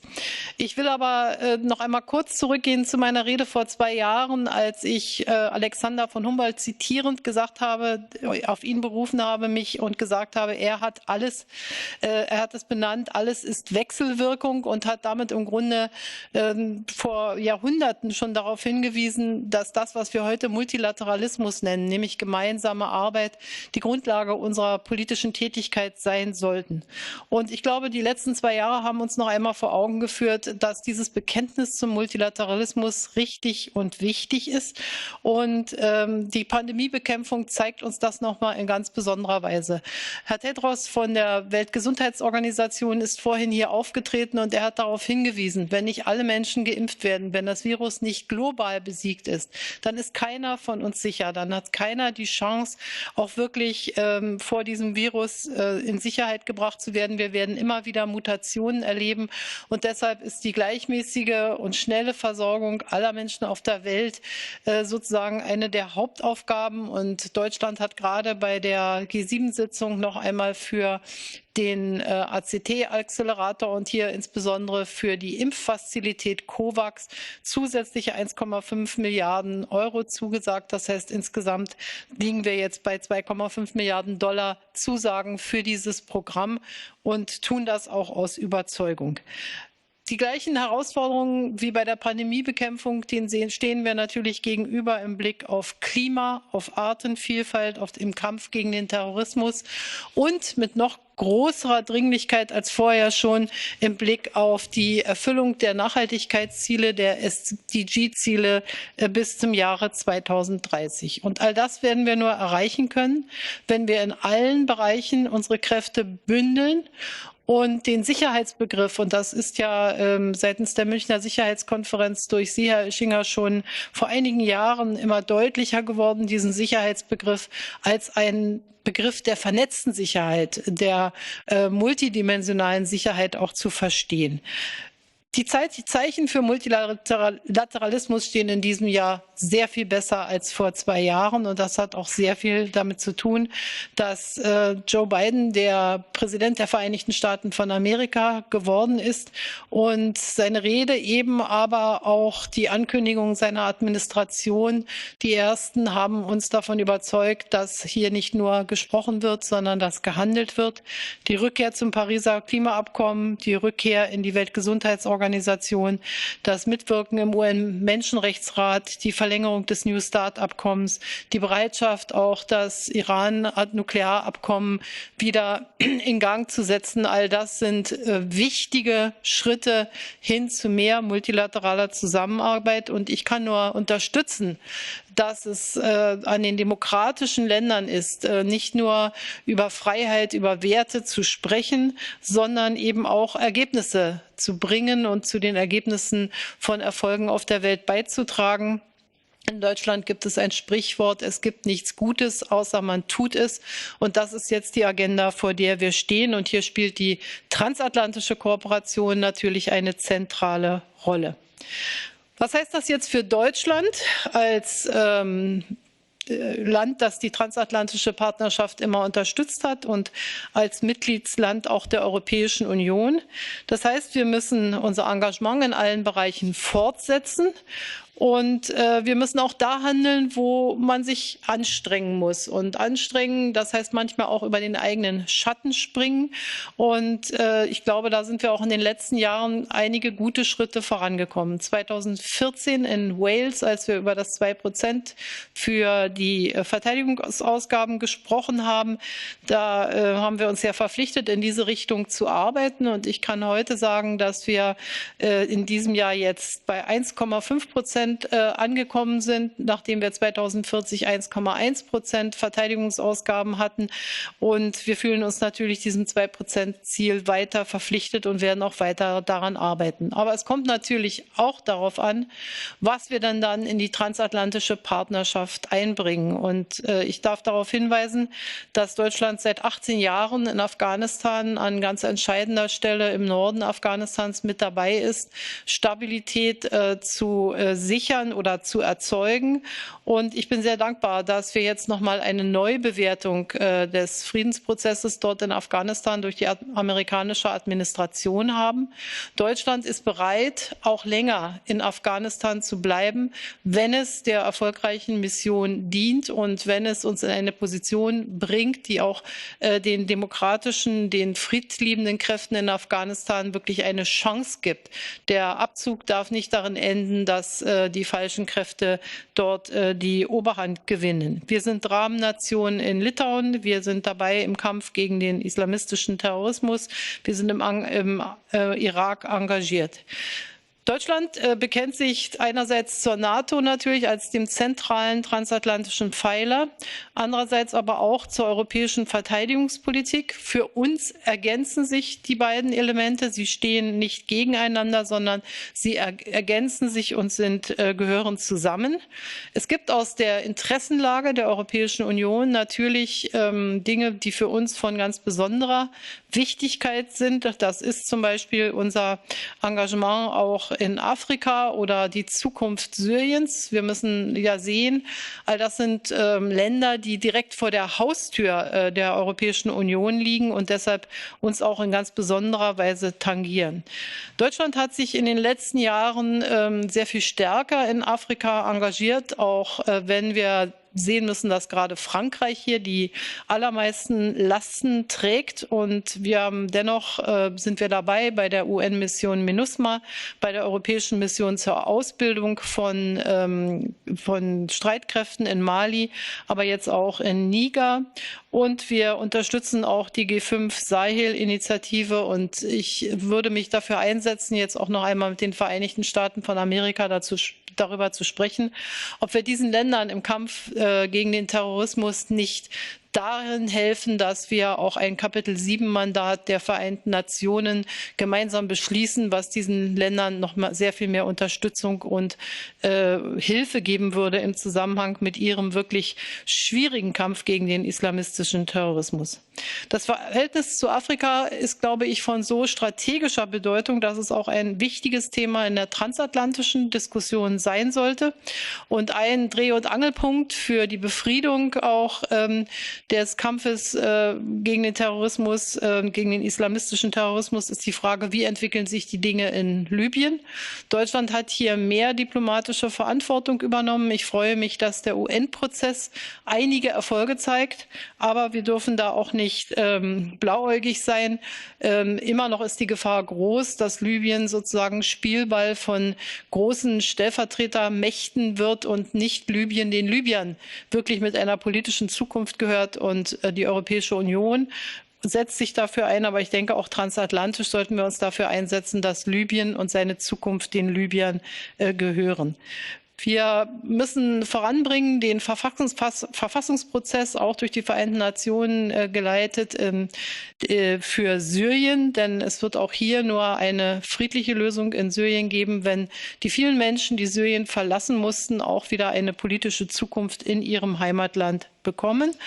Und wir werden natürlich sehr eng zusammenarbeiten im JCPOA, in dem Nuklearabkommen mit dem Iran. Ich hoffe, dass diesem Abkommen eine Chance gegeben werden kann.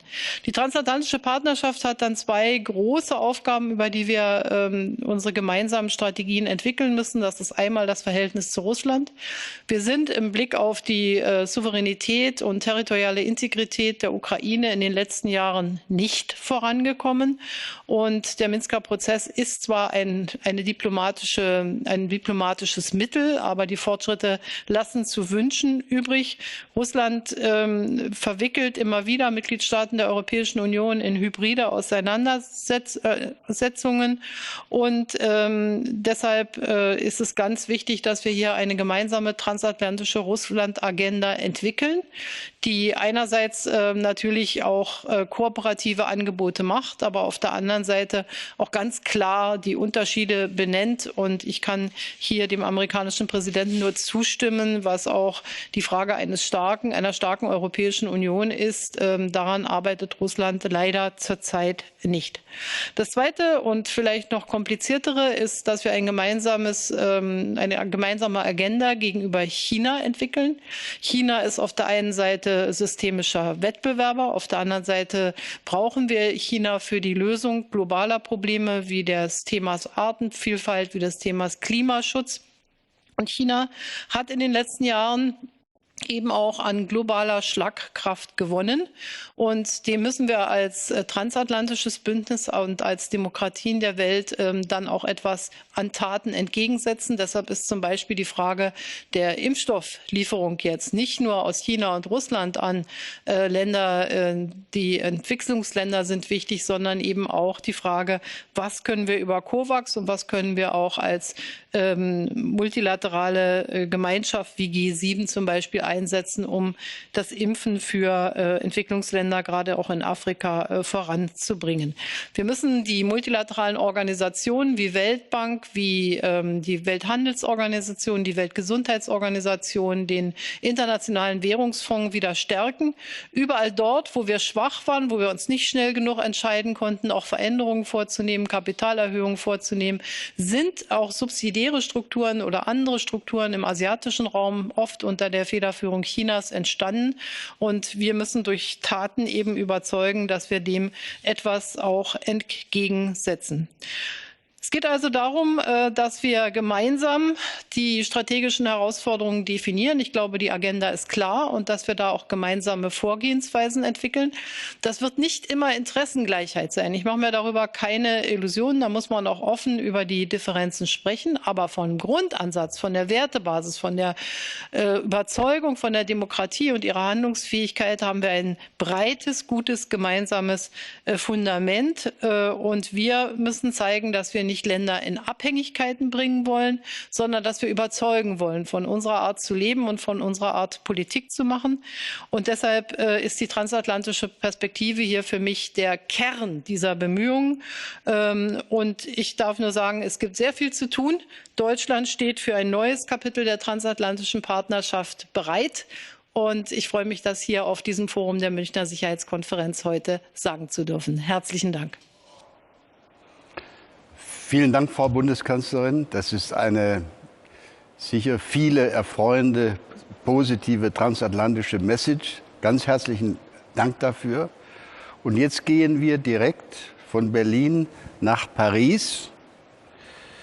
I have the pleasure now to welcome the President of the French Republic, Emmanuel Macron, after being our guest at the Munich conference in this very hall a year ago. This is his second time to speak to us. President Macron will make a statement in French, and he has agreed to take some questions after that in English. So now, Monsieur le Président, vous avez la parole. Je suis très content d'avoir vous de nouveau à Munich. Merci beaucoup.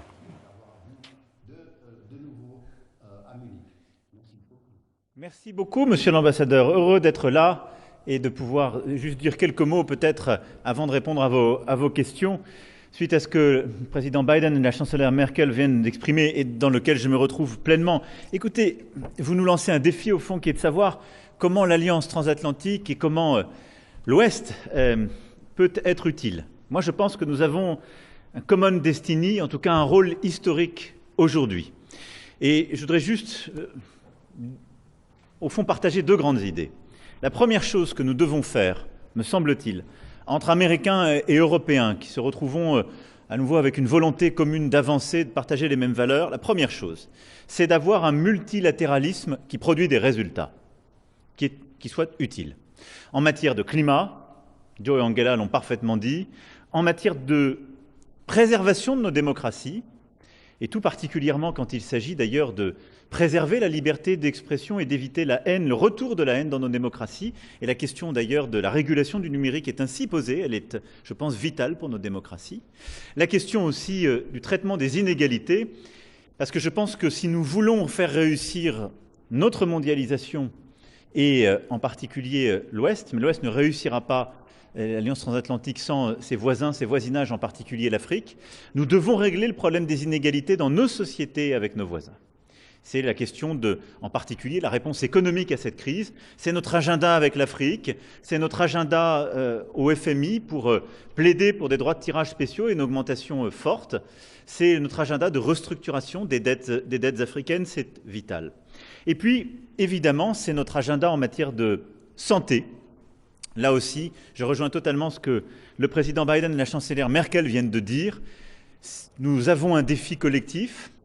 Nous avons passé des premières étapes, nous coordonner pour protéger nos populations, réussir à innover de manière inédite pour inventer des nouveaux vaccins et maintenant les déployer dans nos pays.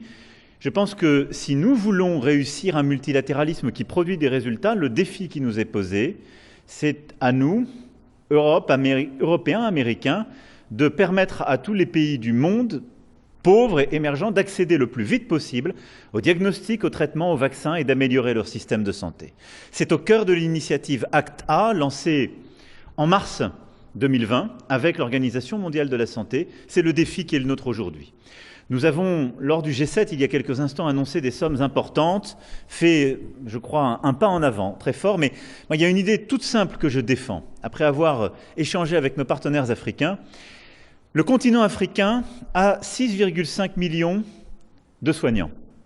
Il faut 13 millions de doses de vaccins pour les protéger, permettre au système de soins de résister. Si nous, Européens, Américains, nous savons livrer le plus vite possible ces 13 millions de doses, ça vaut énormément. Ça vaut notre crédibilité. Ça représente 0,43% des doses que nous avons commandées. Si nous savons faire ça, alors l'Ouest aura une présence et sera considéré en Afrique. Si nous annonçons des milliards aujourd'hui pour donner des doses dans 6 mois, dans 8 mois, dans 1 an, nos amis africains auront, sous la pression de leur population, et à juste titre, acheté des doses aux Chinois, aux Russes ou directement à d'autres laboratoires. Et la force de l'Ouest, des Européens ou des Américains, ce sera un concept, mais pas une réalité. Et donc je pense que c'est une idée très concrète, très importante. Le deuxième pilier pour moi de notre destinée commune, du travail que nous avons à faire en commun entre Européens et Américains, c'est au fond de bâtir un agenda de sécurité. Angela Merkel a dit en détail beaucoup de choses sur les différentes situations régionales. Je partage absolument ce qui a été dit par Madame la Chancelière. Et donc je ne vais pas répéter ce qui a été très bien dit par elle. Je veux simplement dire, pour moi, on a sur l'agenda de sécurité commun, au fond, 3 choses à faire ensemble. La première, c'est de bâtir, de rebâtir l'agenda et l'architecture de sécurité ensemble. C'est-à-dire le nouveau concept de l'OTAN. Moi, je crois que tout ce que je vous ai dit l'année dernière reste valide. Les questionnements, les doutes qu'on peut avoir, les défis qui sont devant nous. Il y a un travail qui a été fait par un comité des sages, c'est le rôle des États et des chefs d'État et de gouvernement de s'en saisir pour préparer le nouveau concept qui structurera notre action au sein de l'OTAN dans les prochaines années et bâtira les fondements de cette architecture de sécurité. L'architecture de sécurité commune, c'est aussi le dialogue avec la Russie, qui ne doit pas être complaisant, exigeant, mais qui est la clé pour que la plaque européenne puisse vivre en paix.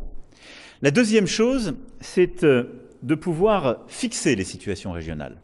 Et donc, du Sahel, où nous sommes très présents et nous battons contre le djihadisme, jusqu'à l'Irak, situation extrêmement importante pour nous, la Syrie, ou le Nagorno-Karabakh, la Méditerranée orientale et plusieurs autres sujets, comment on bâtit la sécurité et comment on agit ensemble de manière coordonnée, en respectant tous les alliés, de manière absolue, ce qui n'a pas toujours été le cas ces derniers mois, et donc comment nous avançons ensemble pour résoudre ces situations, entre alliés, mais aussi entre membres permanents du Conseil de sécurité, entre partenaires, pour justement bâtir des solutions communes. L'Iran sera aussi évidemment une situation importante. Et puis le troisième grand défi qui est le nôtre, c'est de maintenir ce que j'appellerais la liberté de la souveraineté. Maintenir la liberté de la souveraineté, c'est une formule que j'emprunte à l'ancien Premier ministre Turnbull, l'ancien Premier ministre d'Australie, et cela vaut pour l'action que nous avons à mener ensemble dans le cyber, dans l'espace maritime, dans l'espace, justement, parce que ce sont des nouvelles zones de conflictualité, et défendre la liberté de la souveraineté, c'est agir ensemble pour y être présent, préserver notre espace, et c'est aussi le cœur de notre agenda commun en matière d'Indo-Pacifique.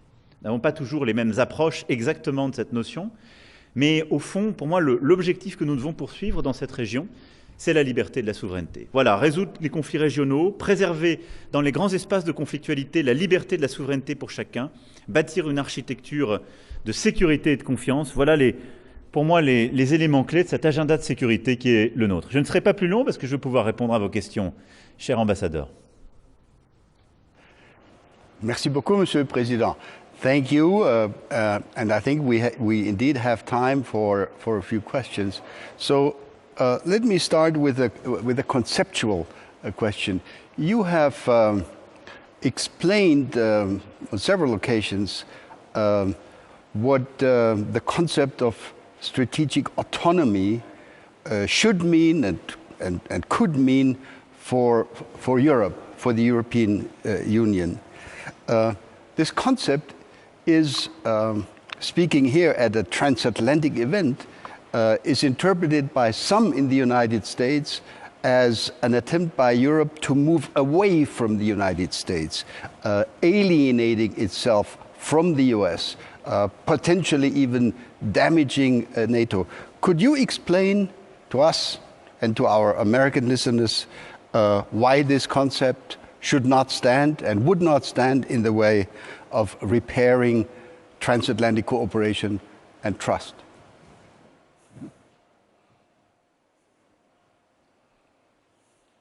The opposite. Indeed.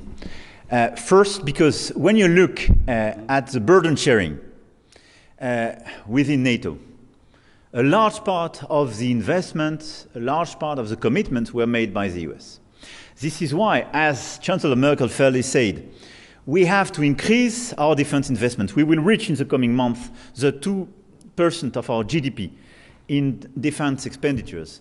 And I think this is very important because this is the way to rebalance the transatlantic relation and to provide the evidence to our US friends that we are reliable and responsible partners.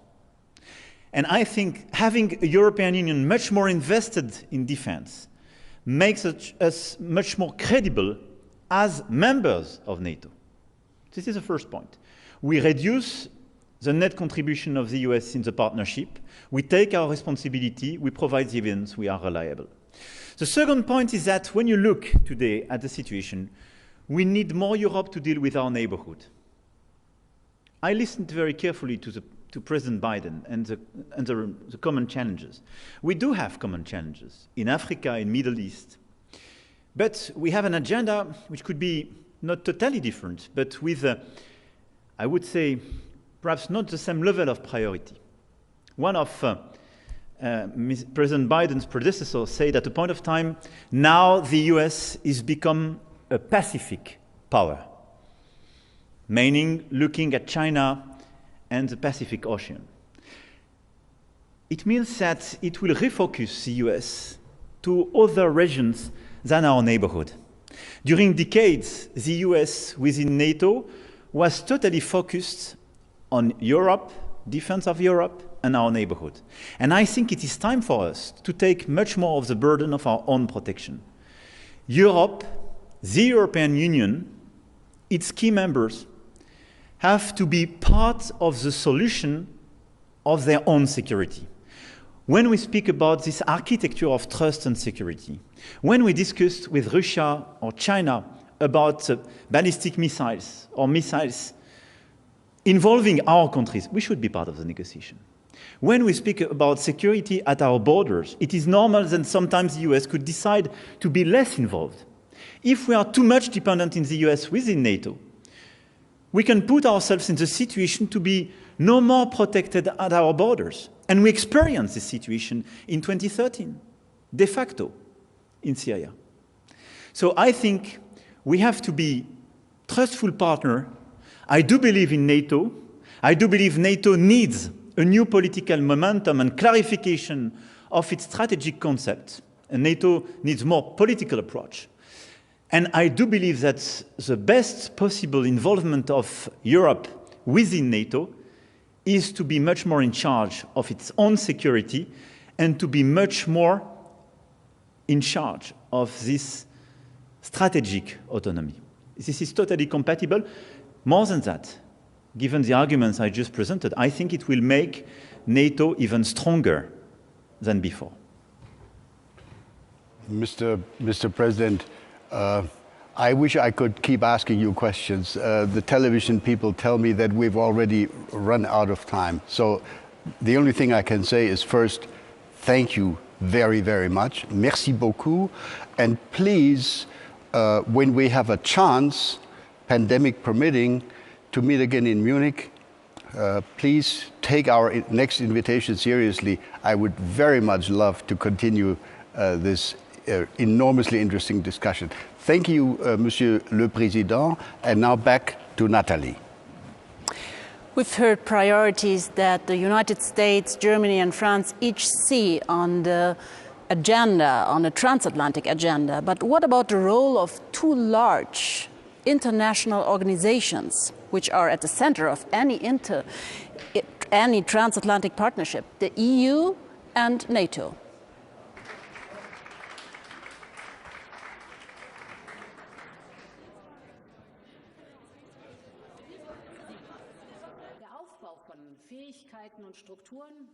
Wir leben in einer Welt, in der es auf Partner ankommt. Wir erleben derzeit gewaltige Veränderungen. Wir wissen, dass wir noch mehr tun müssen, gerade wir Deutschen. Aber die Die Last zu verteilen auf mehrere Schultern ist nicht nur eine Frage. Thank you so much, Terry. I don't believe in Europe alone, as I don't believe in America alone. I believe in Europe and America together.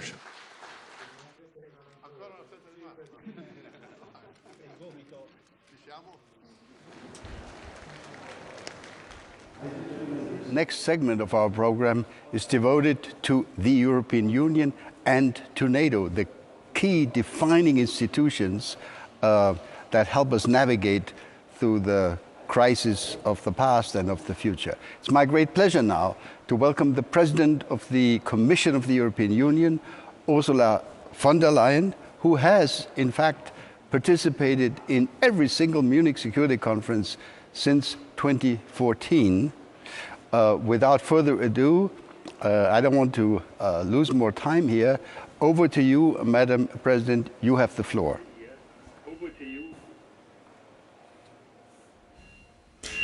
Thank you so much, lieber Wolfgang Ischinger. Ladies and gentlemen, indeed, I vividly remember how 2 years ago Joe Biden promised at the Munich Security Conference, we will be back. And indeed, we've just seen and heard it, the US is back. And as we've also just heard, more globally committed than ever. This commitment couldn't come at a better time. How we come out of this crisis will have profound consequences for our citizens, for our economies, and also for the position of our common alliance in the post-COVID world. And let me give you 2 examples for what could be driving our new global agenda. The first example is climate change. Climate change is the looming crisis behind COVID. And the loss of biodiversity is a main driver of today's and potentially future pandemics. More than a year ago, Europe has said that it wants to become the first climate-neutral continent by 2050. And with our European Green Deal, we want to reduce greenhouse gas emissions by at least 55% already by 2030. But to successfully fight global climate change, we need others to match our ambition. And they do. From South Korea to Japan, from South Africa to China. And we are really excited that President Biden rejoined the Paris Agreement on his very first day in office. Because the United States is our natural partner for global leadership on climate change. And I'm sure a shared transatlantic commitment to a net zero emissions pathway by 2050 would make climate neutrality a new global benchmark. And it would be a timely message in the run-up to the COP26, the next UN climate change conference, to be held in Glasgow later this year. We've just heard it. I also commend President Biden's initiative to host a Climate Leaders Summit on Earth Day, because now is the time for action. And this is also true when it comes to the digital world and the impact it has on our democracies. And this is my second example. The storming on the US Capitol was a turning point for our discussion on the impact social media have on our democracies. This is what happens when words incite action. In a world where polarizing opinions are the most likely to be heard, it is only a short step from crude conspiracy theories to the death of police officers. In September, the Commission launched the Digital Services Act and the Digital Market Act, our new framework for the digital market. And of course, imposing democratic limits on the uncontrolled power of the big tech companies alone will not stop political violence, but it is an important step. At its most basic, we want to make sure that what is illegal offline is also illegal online. And we want clear requirements that internet firms take responsibility for the content they distribute, promote, and remove. Because we just cannot leave decisions which have a huge impact on our democracies to computer programs without any human supervision or to the boardrooms in Silicon Valley. And the latest decision on Facebook regarding Australia is just another proof for that. Today, I want to invite our American friends to join our initiatives. Together, we could create a digital economy rulebook that is valid worldwide. A set of rules based on our values: human rights and pluralism, inclusion, and the protection of privacy. We need to join forces and protect these values with all our energy.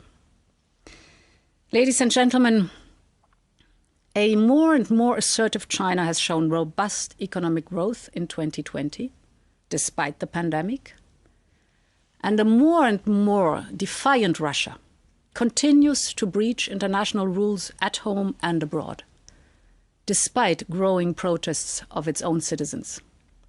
It is up to us, the United States and Europe, to strengthen our cooperation again as proven and trusted partners, as indispensable allies, shoulder to shoulder, because if we lead the way, this is not only about joining forces. This is a signal to the world. Thank you. Thank you very much, Madam President. Thank you very much. As you know very well, we have this wonderful program, the Munich Young Leaders, which is co-organized by the Kerber Foundation.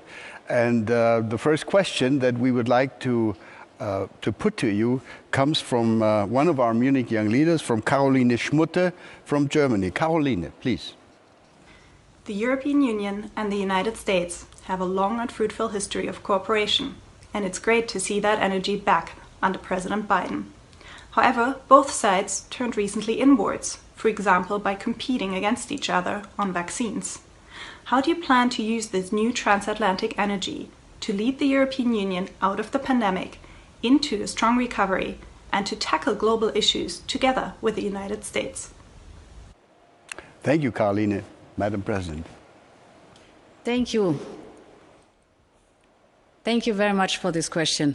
And indeed, first of all, the story of vaccinations for me is not one of competition. To the contrary, it is one of unprecedented cooperation. You might remember last year, Europe convened 2 pledging sessions with a result of 16 billion euro to fight COVID. And we were joined by more than 40 countries, but also by NGOs like Global Citizen and foundations like the Bill and Melinda Gates Foundation or the Wellcome Trust, for example. And together with WHO, we put in place the ACT Accelerator and COVAX. You all know the facility where high-income countries finance access to vaccines for low- and middle-income countries.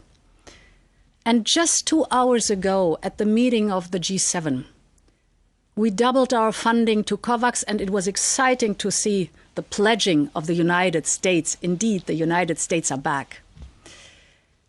And Europe is also the continent, that's the second aspect, that produces and exports the most vaccines to the rest of the world.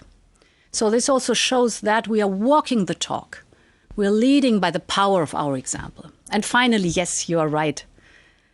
Let's commit to invest in a strong economic recovery, a recovery that is digital and sustainable, fair and inclusive. And you heard President Biden. This is why we in Europe just built our recovery package, Next Generation EU, we call it. It's 1.8 trillion euro. It is for the European Green Deal and digitalization, because it's good for transatlantic partnership, but it's also most important for our children's future we are investing in, because they have a right to a modern world and a healthier planet.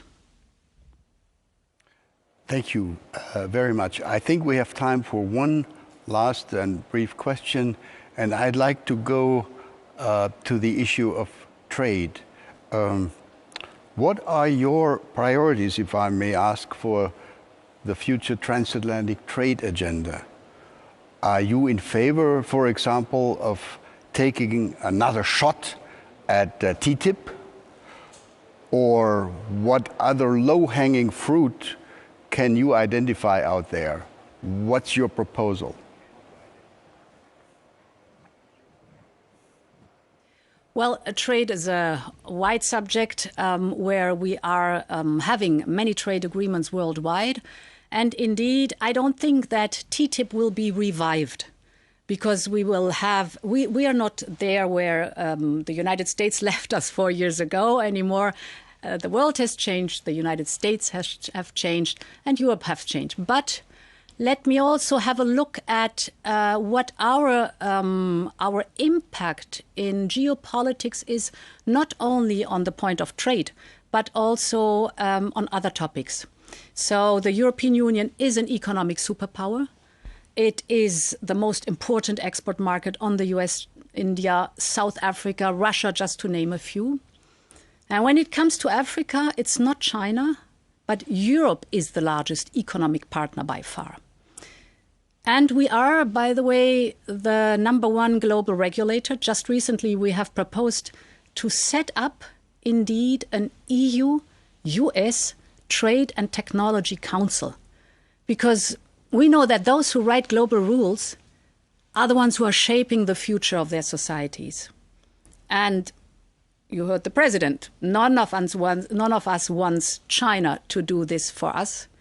So I think doing it together, shaping our trade and technology agenda is the right way to go. A new global agenda, a more globally oriented US and a more capable Europe.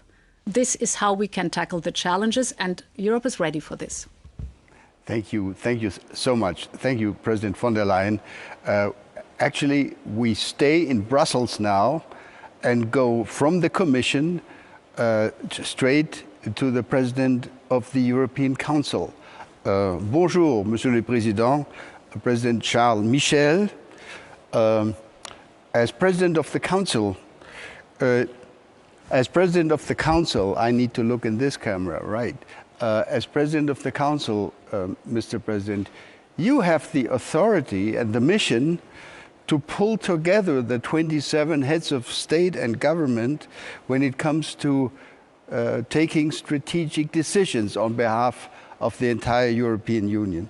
So we're all excited to hear from you, Mr. President, where you see your priorities and transatlantic priorities going forward.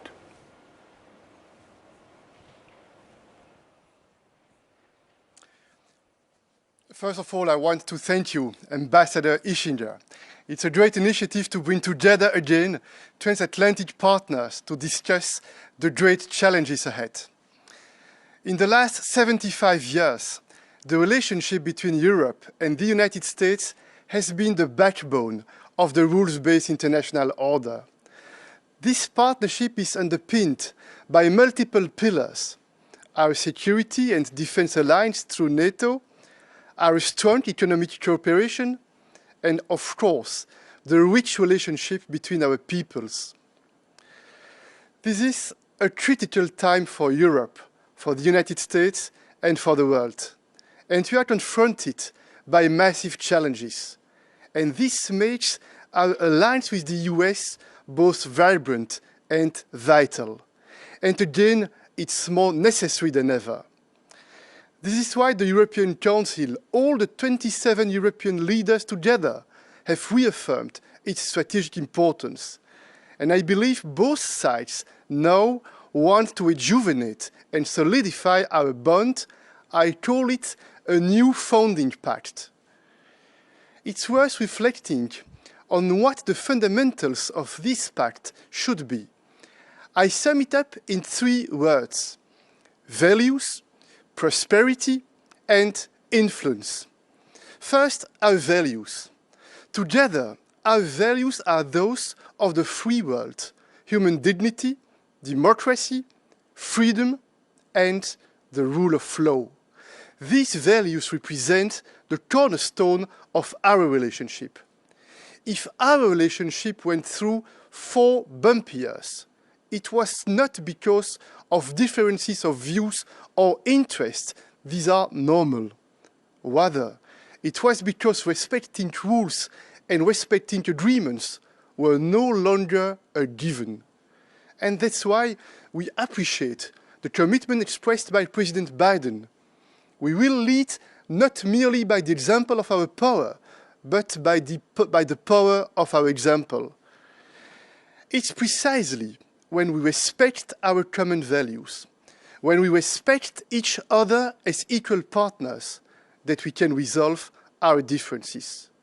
It's precisely when those values are challenged by others that we must lead by example to defend them and promote them, at home and abroad.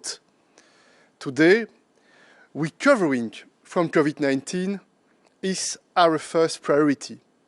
And more than ever, we must show our peoples that our system of free societies and open economies works, and that it works for all. We, the EU and US, need to join forces to make trade, digital development, green transition, and fair taxation contribute to greater prosperity and well-being for our citizens. We want to build back a better, fairer, and greener world for all, and this is our European ambition. And we think international cooperation is the only way to succeed. Now that America, under the Biden-Harris administration, we join this common endeavor, our alliance, along with our like-minded partners, constitutes a formidable and influential power. When we are on the same page, we have greater influence to promote democracy and drive forward our economies.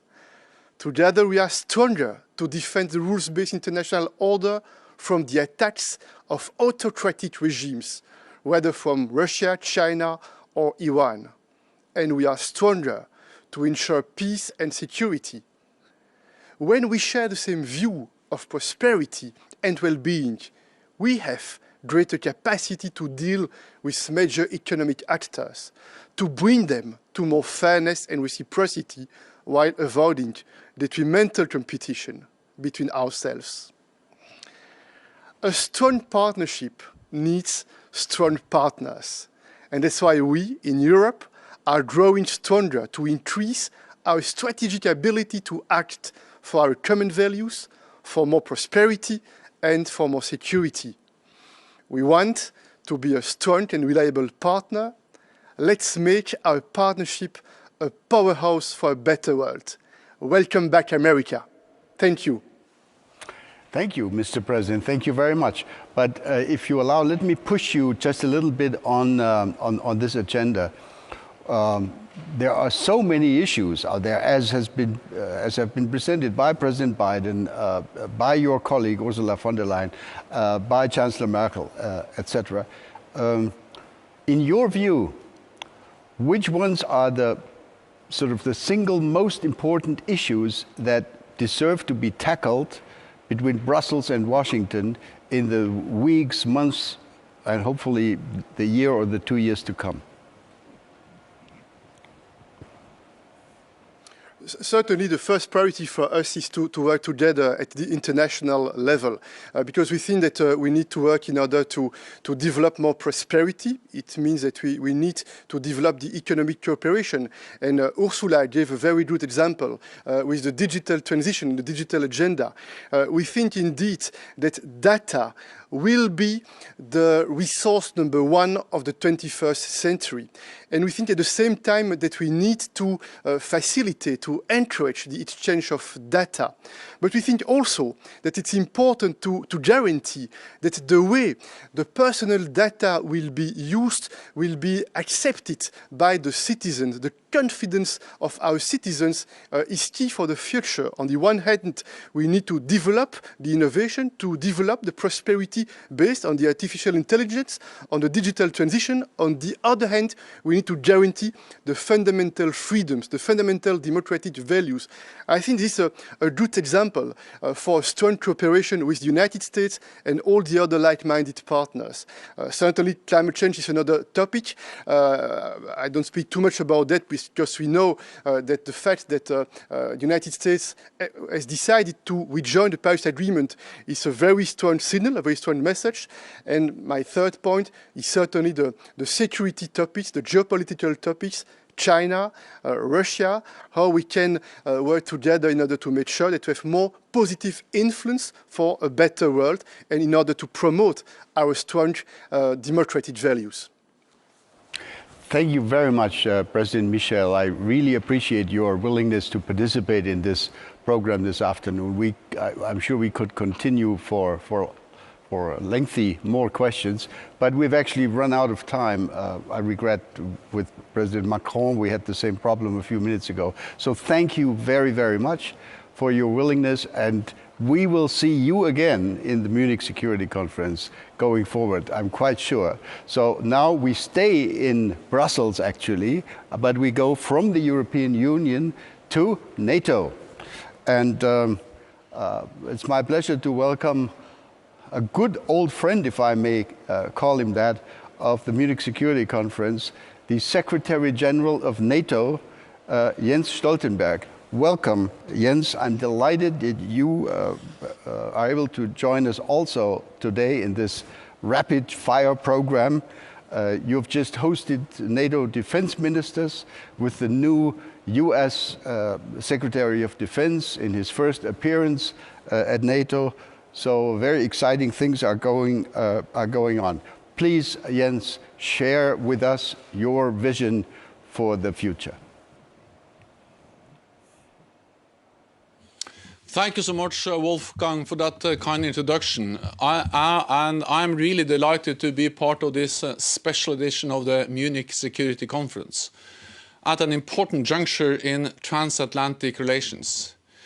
We have heard from President Biden and from European leaders, and I look forward to hosting them at our NATO summit in Brussels later this year to set a new transatlantic agenda.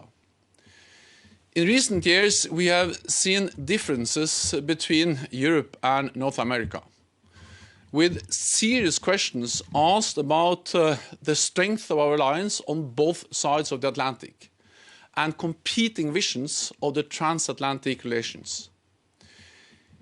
We now have an historic opportunity to build a stronger alliance, to regain trust and to reinforce our unity. Europe and North America working together in NATO, in strategic solidarity. Because we are facing great challenges. The rise of China, sophisticated cyber attacks, disruptive technologies, climate change, Russia's destabilizing behavior, and the continuing threat of terrorism. No country and no continent can go it alone. On the contrary, we must do more together. And we have to demonstrate our commitment to transatlantic solidarity, not just in words, but in deeds. That is why, under the banner of NATO 2030, we are working on an ambitious agenda for the future of our alliance. First, we must reinforce our unity. That unity derives from our promise to defend each other. We must strengthen our commitment to our collective defense and fund more of deterrence and defense on NATO territory together. This would incentivize allies to provide the necessary capabilities and contribute to fairer burden sharing. NATO is the unique platform that brings Europe and North America together every day. Allies should commit to consult on all issues that affect our security. We should update NATO's strategic concept to chart a common course going forward and reaffirm the fundamentals of our alliance. Second, we must broaden our approach to security. Our potential adversaries use all the tools at their disposal, military, political, economic, to challenge our institutions, weaken our societies, and undermine our security. Of course, to keep our people safe, we need strong military, but we also need strong societies. As our first line of defense, we need a broader, more integrated and better coordinated approach to resilience, with concrete national targets for communications, including 5G and undersea cables, energy and water supplies, and a joint assessment of any vulnerabilities. We also need to invest to maintain our technological edge, ensure our forces remain interoperable, and develop ethical standards on the use of new disruptive technologies. Broadening our approach to security also means addressing the security impact of climate change. I believe NATO should set the gold standard on how to reduce the emissions of our militaries, contributing to the goal of net zero. And third, Europe and North America must defend the international rules-based order, which is being challenged by authoritarian powers. China and Russia are trying to rewrite the rules of the road to benefit their own interests. The rise of China is a defining issue for the transatlantic community, with potential consequences for our security, our prosperity, and our way of life. This is why NATO should deepen our relationships with close partners like Australia and Japan, and forge new ones around the world. Only through concerted action can we encourage others to play by the rules. Defending our rules-based orders starts by defending our values at home. We must recommit to our values, strengthen our democracies, and protect our institutions. Because ultimately, this is what makes us who we are. For over 70 years, NATO has secured peace in the Euro-Atlantic area. Despite evolving challenges and changing political winds, our transatlantic relationship has not only endured, it has flourished. This is a testament to the values we share and to NATO, the embodiment of our transatlantic bond. We all have a responsibility to seize this moment, to strengthen that bond, and to keep Europe and North America together in strategic solidarity. Thank you. Thank you very much, Mr. Secretary General. I know you are familiar with our Munich Young Leaders Group, and you will probably not be surprised that we have young leaders even at NATO. The first question, therefore, will be asked by one of our young leaders who happens to be working at the Polish mission to NATO. This is my friend Dominik Jankowski. So Dominik, why don't you go ahead and ask your question? Secretary General, in the era of great power competition, NATO needs friends and partners. But the alliance will face all the new threats. How should NATO adapt its military posture until 2030 in order to deter the challenges and threats of today and tomorrow? Secretary General, please. Well, NATO has already implemented the biggest reinforcement of our collective defense in Europe with the new battle groups in the eastern part of the alliance, including in Poland. We have increased the readiness of forces, and allies are, after years of cutting defense spending, all allies are now investing in more. We need also to make sure that we maintain our technological edge. So anything we can do on innovation, on understand the full impact of artificial intelligence, quantum computing, autonomous weapon systems for our security is of course also about our collective defense in Europe.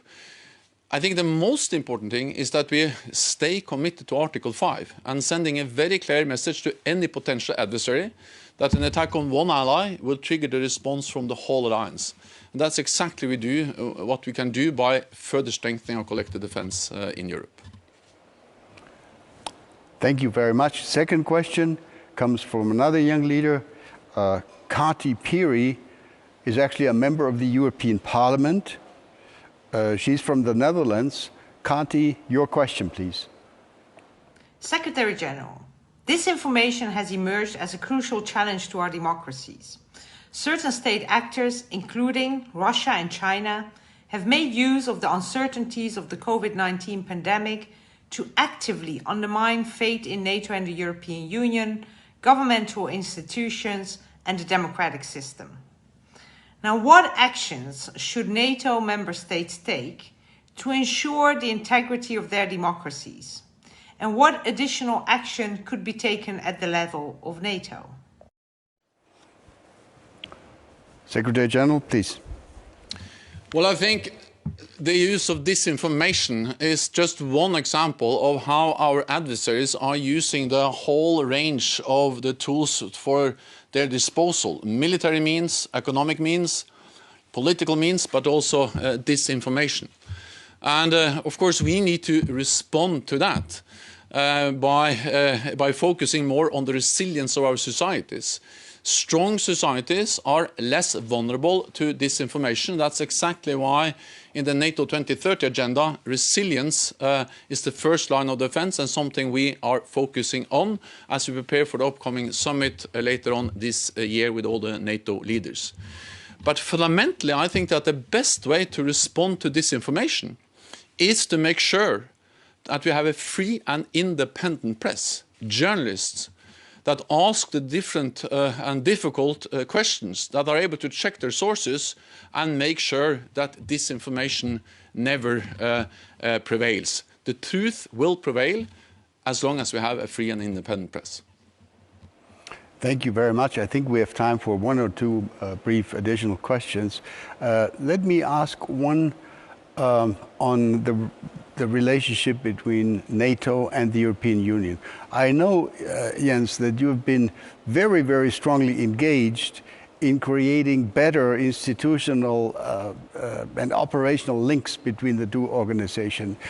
Describe to us, if you could, in a few words, how you see this going forward. And could close NATO-EU cooperation also provide the kind of framework for all of us meeting the challenge of China? Because I'm not so sure everybody will want to have only NATO as the organization responsible for handling this relationship, and maybe only the European Union will also not be sufficient to cover the whole ground.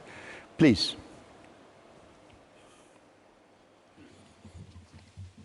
Over the last years, we have been able to lift the cooperation between NATO and the European Union up to unprecedented levels, and I really welcome that.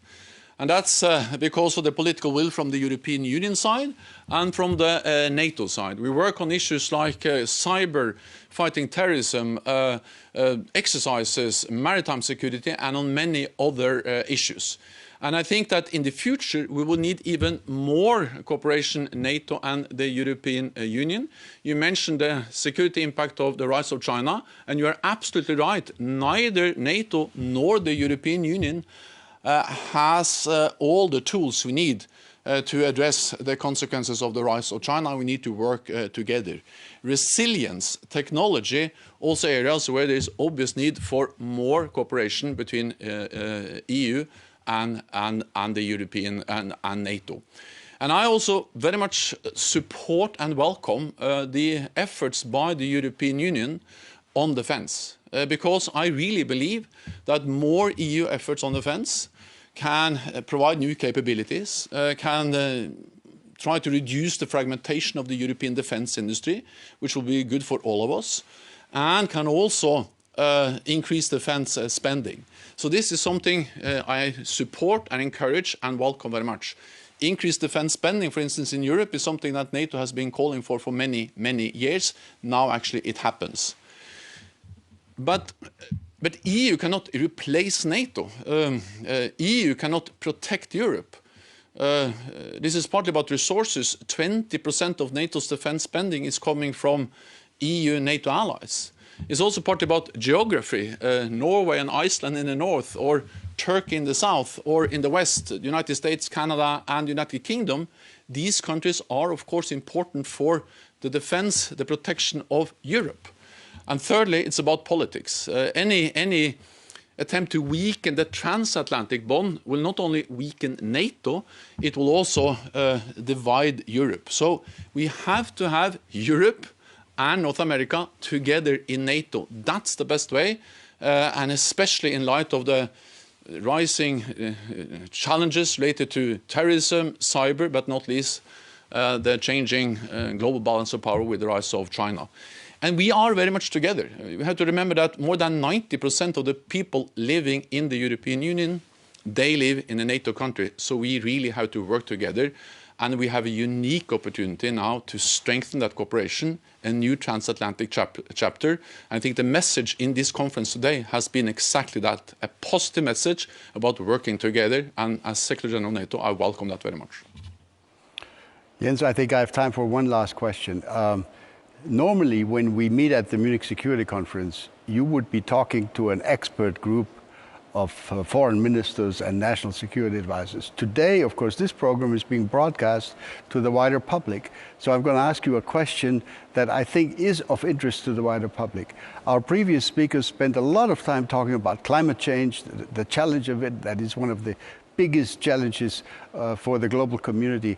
Any role for NATO in climate change?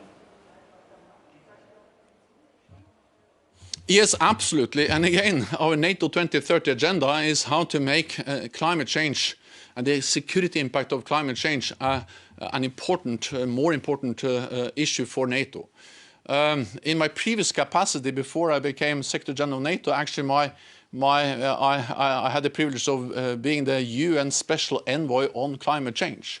And therefore, I see very clearly the relationship between climate change and security. We often say that global warming, more extreme weather, that's a crisis multiplier. And crisis creates threats, and therefore climate change matters for our security. NATO has at least 3 things we should do. First, we need to fully understand the security consequences, assess, map, analyze the security consequences. We should be the organization bringing Europe and North America together to have the expertise, the knowledge on the security consequences of climate change. Second, we need to adapt our missions and operations. We know that a lot of military infrastructure will be directly impacted by global warming, rising sea levels. So this will have direct consequences for how we invest, where we can have our bases, especially naval bases. But also, for instance, we are now increasing our training mission in Iraq. In Baghdad last summer, it was more than 50 degrees Celsius for many, many days. Of course, this will impact the way we organize our missions, equipment, uniforms. Ice is melting, it impacts how we can operate in the high north. So climate change is directly impacting our missions and operations. We need to adapt to that. And thirdly, NATO should be part of the solution. We have a responsibility to contribute to reduced emissions. And therefore, I think that our militaries, NATO, should aim at becoming part of the net zero goal. This is therefore one of my proposals for the heads of state and government, that actually we should make climate change an important issue. Reduce emissions from military operations is a way to address climate change, but actually less dependence on fossil fuels would also make our military operations more resilient and reduce vulnerabilities. So security and climate goes hand in hand as we address it in NATO. Thank you very much, Mr. Secretary General. This last issue, of course, leads us wonderfully into the next segment. My job now is to say thank you to you. See you at our next in-person Munich Security Conference. Over to Natalie. We've heard it right now. The world is facing another great danger, the climate change. The scientific consensus is that climate change will alter the ecological balance of life on Earth, changing it in ways that could be catastrophic for many life forms that share the Earth with us. Another very real challenge that can only be overcome together.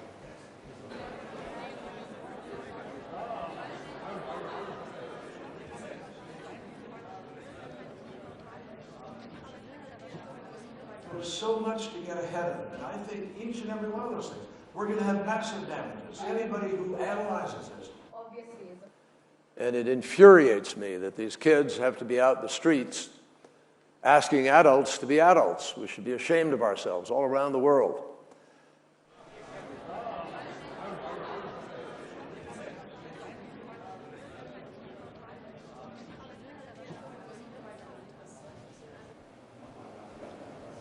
Today is actually the day, as was said half an hour ago by President Biden, the day the United States officially rejoins the Paris Climate Agreement. It's a fitting moment to welcome the new U.S. Special Presidential Envoy for Climate, longtime friend of the Munich Security Conference, member even of our Advisory Council, and of course, former Secretary of State. Welcome, John Kerry. Please, John. Wolfgang, thank you very, very much. Thank you for a great introduction. Thank you for, importantly, making sure that climate change is front and center at the Munich Security Conference, which is exactly where it belongs today. Climate change, as we just heard from Jens Stoltenberg, is a security issue. And the fact is, it's among the most complex security issues we've ever faced. What we do or don't do in the coming months and years will make all the difference. But for millions of people, Wolfgang, they don't have to look into a distant future to see the impacts of climate change now. They just have to look out the window. This week in the state of Texas, we've seen unprecedented extreme cold related to climate because the polar vortex penetrates further south because of the weakening of the jet stream related to warming. Last year, the U.S. saw a record 30 named tropical cyclones. Europe is warming even faster than the global average, and the melting Arctic ice has changed geostrategic and military calculations for every country on the planet, from Russia to China, and obviously for NATO. And what these extreme weather events translate to on the ground should concern every single one of us. Climate change is, again, as Jens said, it's a threat multiplier. When tensions are already high somewhere and resources are increasingly scarce, the embers of conflict just burn brighter. And when farmers can no longer make a living because the weather is so extreme and unpredictable, they become increasingly desperate. Many, according to some studies, hundreds of millions of people will be forced from their homes, forced from their habitat, from the place they've lived a lifetime. And not only can mass migration drive humanitarian crisis, but as Europe knows only too well, as we saw with Turkey's manipulation of the numbers of people being released and people being pushed out of Syria, if it is not managed well, it can literally begin to undermine countries' homes, peace, and stability. And we've seen dramatic change in politics in a lot of places because of this. So when we talk about the impacts of climate change, we're talking about security, energy security, economic security, food security, even physical security. And the question now is pregnantly, what will the world do about it? 3 years ago, scientists warned that if we want to prevent the worst consequences of the climate crisis, we have to limit the planet's warming to 1.5 degrees Celsius. That's the magic number by consensus among most scientists. The same group of scientists told us that we had 3 years ago about 12 years. So now, 3 years later, 3 years wasted, sadly, largely because of our president in the United States, around 2030 is the date at which we have to get the world now on the right path in order to cap the warming at that level of 1.5. So we are absolutely clearly, without question, now inside the decisive decade. It is simply not acceptable, Wolfgang, for countries to think they can go to Glasgow, the meeting we will have, the COP in November, and simply put big numbers out for projections 30 and 40 years from now or longer.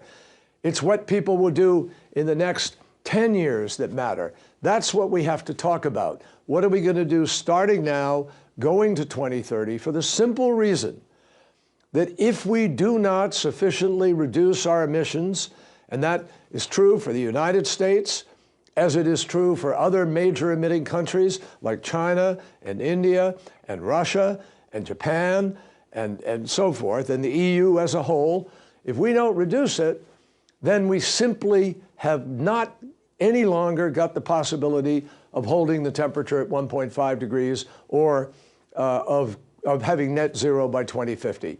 And unfortunately, today, the day the United States formally re-enters the Paris Agreement, today, the fact is that only 1 or 2 countries are actually meeting what they said they do for Paris. And even if we did everything we said we do in Paris, the Earth's temperature will rise to about 3.7 degrees. So we have to raise ambition.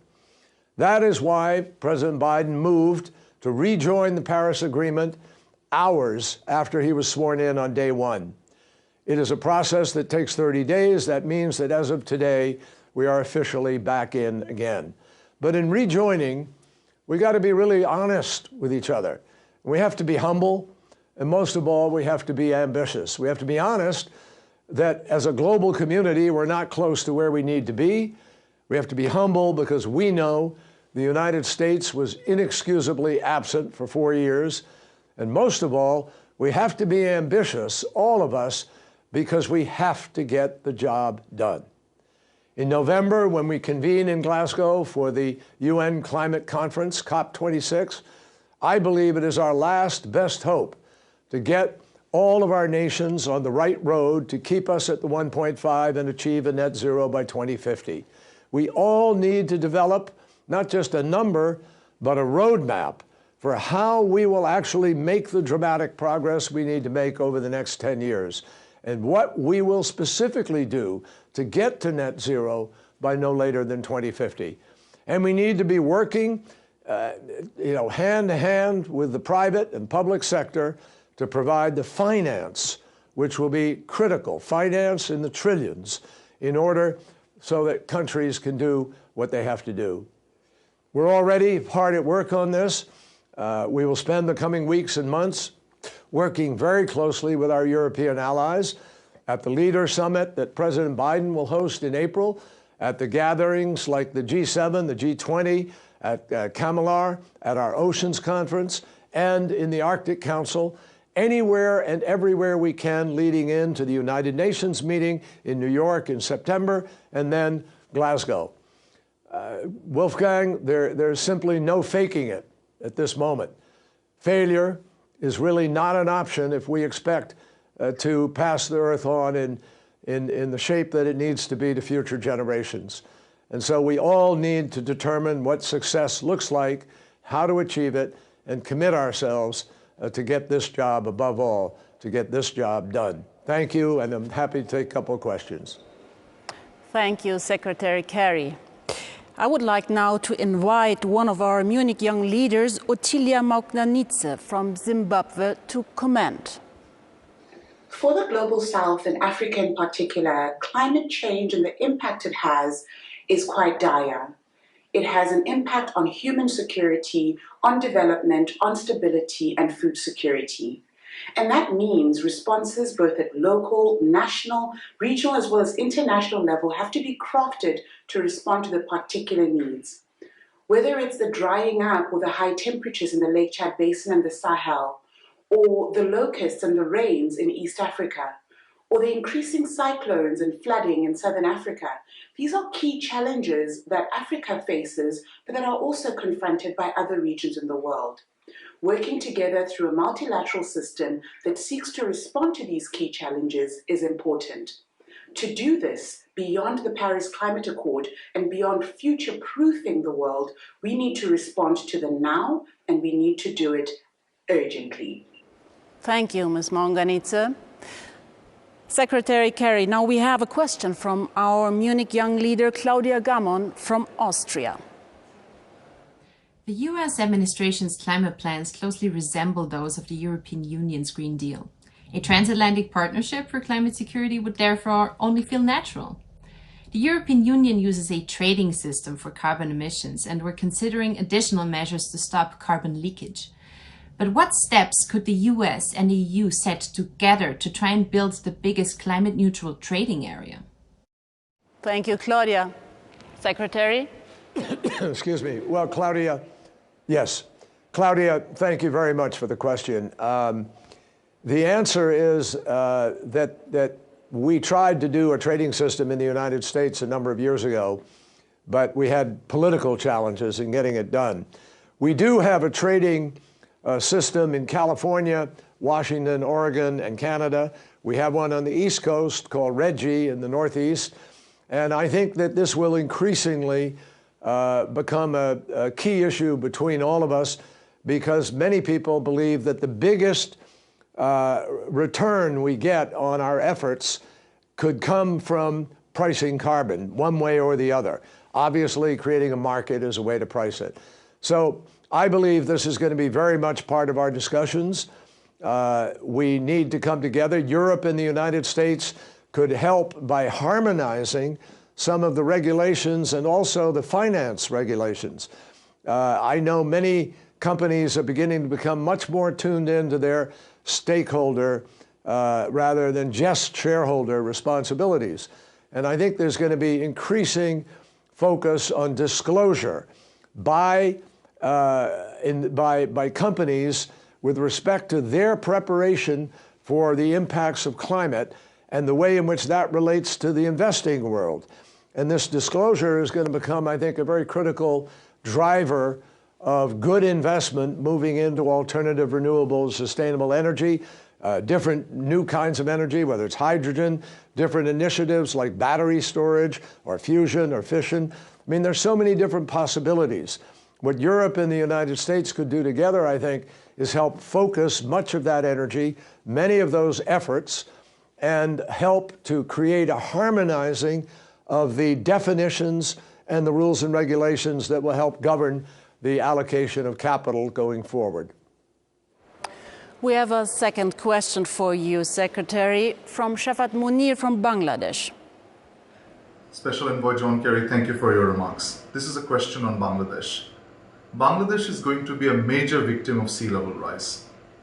The sea level rise projected by the IPCC could potentially result in the displacement of 25 to 30 million people. This will be a major destabilizing factor not only for our country but for the wider region, with significant security implications. Is the international community taking note of this and preparing for this eventuality? Thank you, sir. Thank you, Shafat. Secretary Kerry? Well, I can't, Shafar, I can't speak for everybody in the international community, but I will tell you that we've been on the job now for a matter of, what, 2 weeks, 3 weeks, I guess, something like that. And among my earliest calls was my call with the finance minister and then the foreign minister of Bangladesh. And we are inviting a number of countries like Bangladesh and others that wouldn't normally come to a major developed country summit, but we want these stakeholder nations to be present so that everybody will take account in the way that you have asked. And so on April 22nd, We will have we can't have everybody.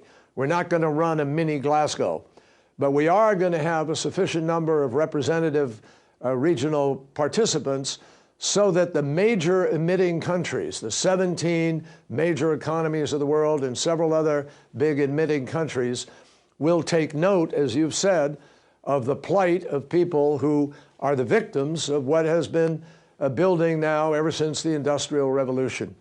And I think it's going to be an important conversation. The island Pacific states, for instance, will be represented. I know my friend, the president of Palau, Tommy Ramengansau, has been a powerful advocate for facing up to the reality of what will happen to many of these states. And what was possible 20 years ago to talk about adaptation or mitigation now is sort of reduced to a question of where are those folks going to go live? And how do you replace that? So we have big choices in front of us. That's what the Glasgow summit will be focused on. And I don't want to wind up like we did in Paris, where many of those voices that aren't naturally, automatically at that table to begin with were absent for too long. And so there became a real rush to figure out how do you adequately get inclusive and bring their thoughts to the table. We're going to begin at the beginning, at least from our point of view. And I think everybody's going to listen very, very carefully, because the reality of places in the world that were 130 degrees Fahrenheit, I think Jens mentioned 50 degrees centigrade, you can't live and work in conditions like that. And that will drive major migration as a consequence. So we're all going to have to think about this. It's not a Bangladesh problem. It's not a South Asia problem. It's a global challenge, and we all bear responsibility for trying to help resolve it. John, thank you so much. I wish we had a little more time. I was hoping to have time to ask you, among other things, a question about this conflict-ridden issue of Nord Stream 2 and transatlantic energy issues. But I think what I need to do is just send you the question over, and we'll continue this discussion in a different format. We now need to thank you. We wish you much success. We need transatlantic success in this matter. Thank you so much, John. Over to you, Natalie, for our last segment. We are approaching the end of today's event, Wolfgang. Parallel to today's Munich Security Conference, another gathering of important leaders has also been taking place. We just said it, the G7 leaders meeting. And we are delighted to have its official host as our next speaker.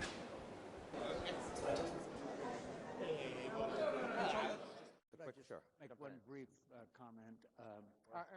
The UK has helped. And one more thing. We may be leaving the EU, but we're not leaving Europe. We will remain supportive of our friends and partners in the EU.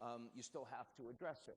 And you've seen in Asia countries that seem to be less aligned with the United States than they were a few years ago. We failed to deal with the Syrian crisis in the way that we might have done. We stepped back. 5 years ago. If you're standing here as one of you're not. Prime Minister, welcome. We're so delighted that we were able to figure out a way to include you in this program on this very busy day of yours, having just concluded the G7 leaders meeting. So welcome to the British Prime Minister. We're eager to hear about your personal vision for the transatlantic community going forward. You have the floor.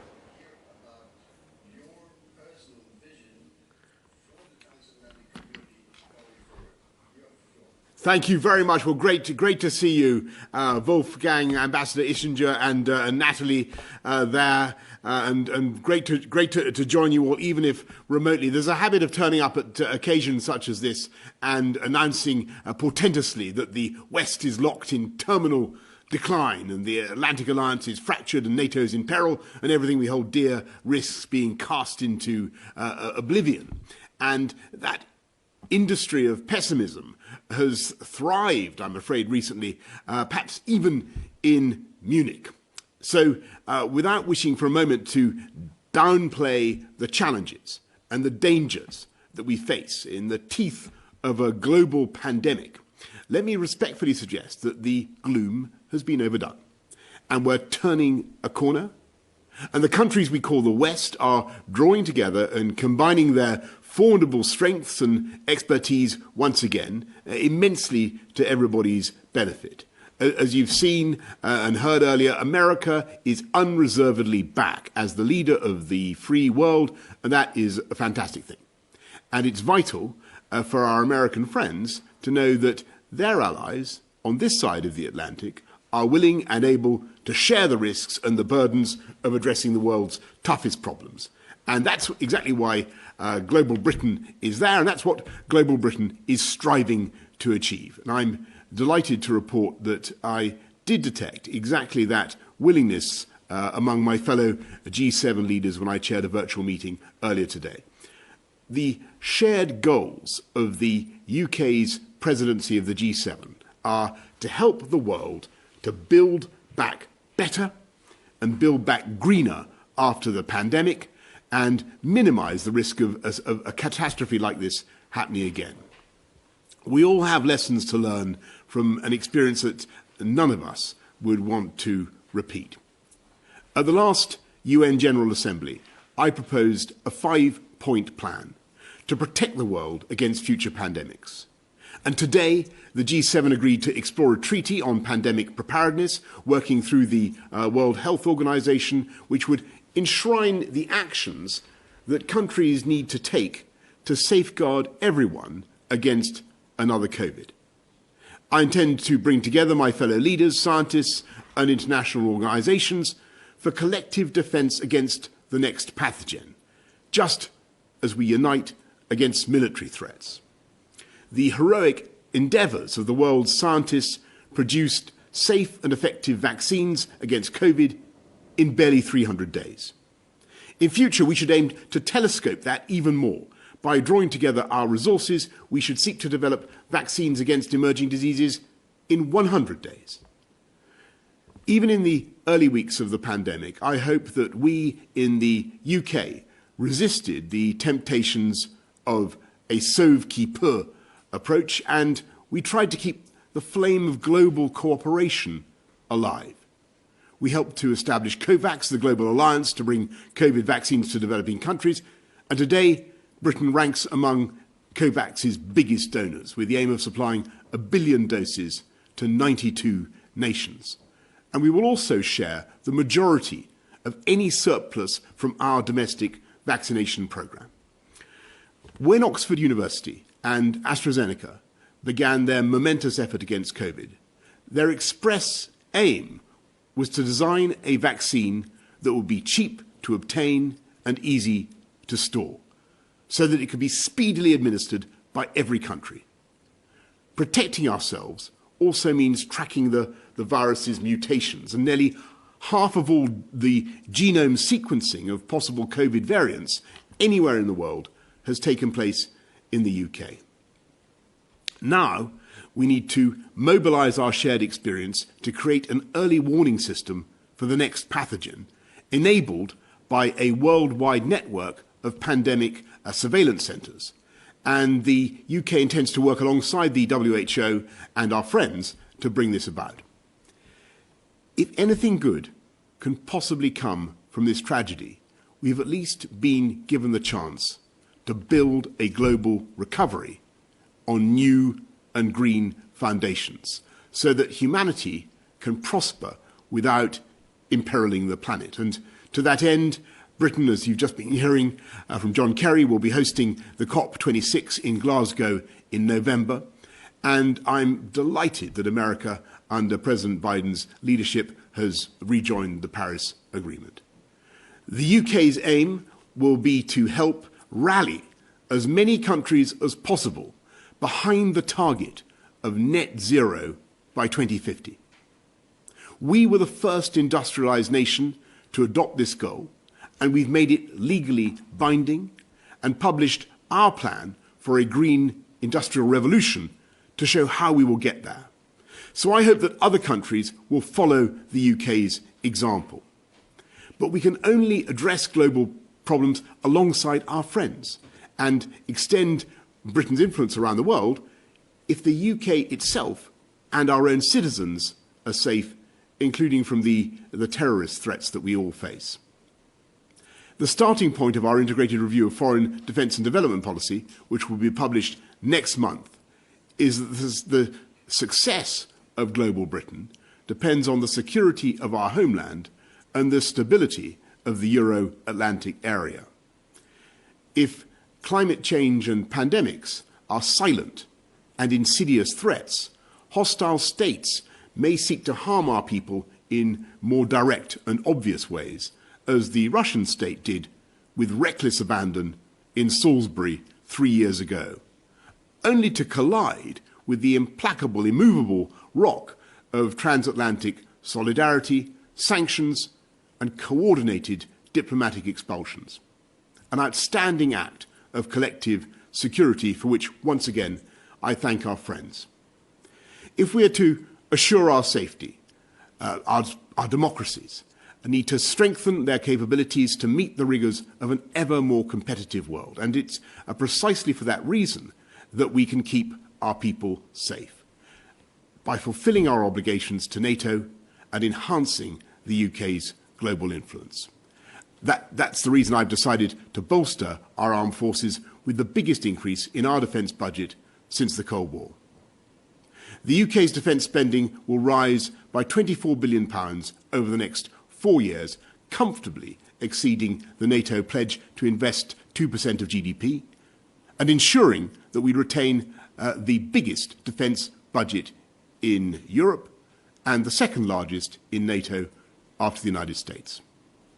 We will focus our investment on the new technologies that will revolutionise warfare, artificial intelligence, unmanned aircraft, directed energy weapons and many others, so that we stand alongside our allies to deter any adversary and preserve the peace.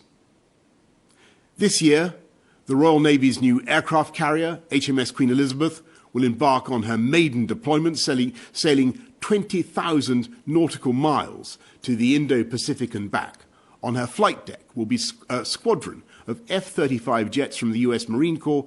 Among her escorts will be an American destroyer, showing how the British, American and European armed forces can operate hand in glove anywhere in the world.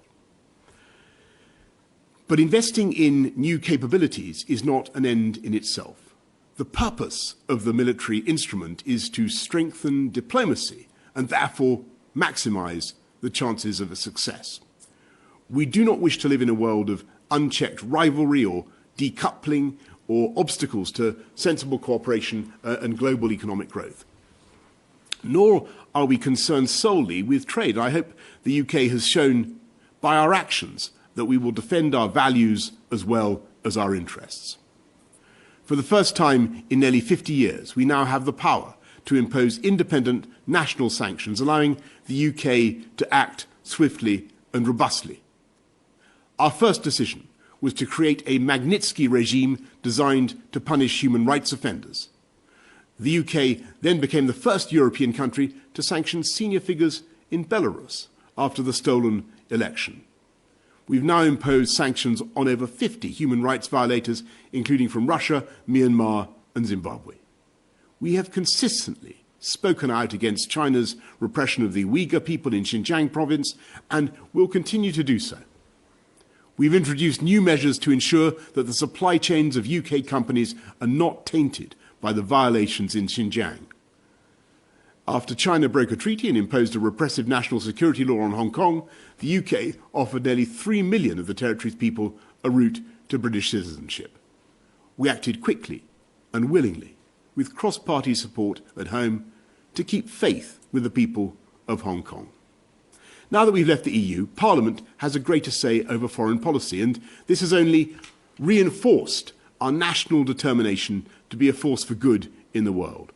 Britain is working alongside France, Germany and the United States in a transatlantic quad to address the most pressing security issues, including Iran. And I sense a new resolve among our European friends and allies to come together and act again with unity and determination. And we witnessed that spirit after the attempted murder of Alexei Navalny as he recovered in a hospital bed in Berlin. While NATO was being written off in some places, the supertanker of European defence spending was quietly beginning to turn. And while this delicate high seas manoeuvre is far from complete, and the vessel needs to alter course, frankly, a good deal more, the fact is that NATO defence spending, excluding the United States, has risen by $190 billion since the Wales summit in 2014. When our allies on the eastern flank sought reassurance about their security, NATO responded by deploying a multinational force in Poland and the Baltic states. And the UK was proud to make the biggest single contribution, leading the battle group in Estonia, showing that we mean it when we say that our commitment to European security is unconditional and immovable. I believe that Europe increasingly recognises the necessity of joining our American friends to rediscover that far-sighted leadership and the spirit of adventure and transatlantic unity that made our two continents great in the first place. A new world is rising up around us. Patterns of trade and commerce are changing. The global centre of gravity is moving eastwards. The technological revolution proceeds with blistering speed. But none of us should fear or resent these changes. Free societies are united by their faith in liberal democracy, the rule of law, and free markets, which surely comprise the great trinity of human progress. Free countries, many of them located far beyond the geographical West, by the way, possess a boundless and inherent ability to release the talents and enterprise of their people to master and adapt to change. It is no coincidence that of the 10 most innovative nations in the world, as ranked by the Global Innovation Index in 2020, all but one are liberal democracies. There is no reason why our countries should not be stronger and safer in 2030 or indeed 2050 than today, provided we share the burden, compete successfully, and seek out friends and partners wherever they may be found. So I've invited South Korea and Australia and India to attend the next G7 summit as guests alongside leading international organisations. So let's resist any temptation to bemoan the changes around us. Let's build a coalition for openness and innovation, reaching beyond established alliances and the confines of geography. Proud of our history, but free of any temptation to turn back the clock, and harnessing the genius of open societies to flourish in an era of renewed competition. Let's respectfully dispel the air of pessimism that has sometimes attended our conferences. America and Europe, side by side, have the ability to prove once again the innate advantages of free nations and to succeed in forging our own destiny. Thank you very much. Prime Minister, thank you so much. What an impressive statement. Please remember that you have a standing invitation to speak at the next in-person Munich Security Conference. And I promise, if you do that, if you come, you will not be the last speaker then. So thank you again for joining us on this very busy day of yours. And this actually concludes our program today. It is my pleasure to say to all of you that I've been deeply impressed with the statements. I've been impressed with the intensity with which issues like climate change have been addressed by almost all of the speakers. This was our first stop, our first step on our way, on our road to a real Munich Security Conference, hopefully later this year. Next stops on this road will include high-level events for senior decision makers on key aspects of transatlantic partnership and international issues such as digital sovereignty, such as biosecurity, such as classic geostrategic issues. We actually plan, as I said when I said goodbye to President Biden, to organize one of these high-level meetings in Washington, D.C. in order to allow senior European decision makers to meet with the members of the new Biden administration, many of whom will have been confirmed by the Senate, hopefully by late spring or so this year. Before we leave, allow me to express my gratitude and that of my team to those who have made this event possible, especially and first and foremost to our host broadcaster, the Bayerische Rundfunk, and all those who work for this wonderful organization. Thanks also to my own team here in Munich and in Berlin, whose dedication and professionalism is truly exemplary. This was a piece of really hard work to put all this together, I can tell you. And of course, a really big thank you, if there wasn't the pandemic, I would say a big hug to our Master of Ceremonies, to Nathalie Amir.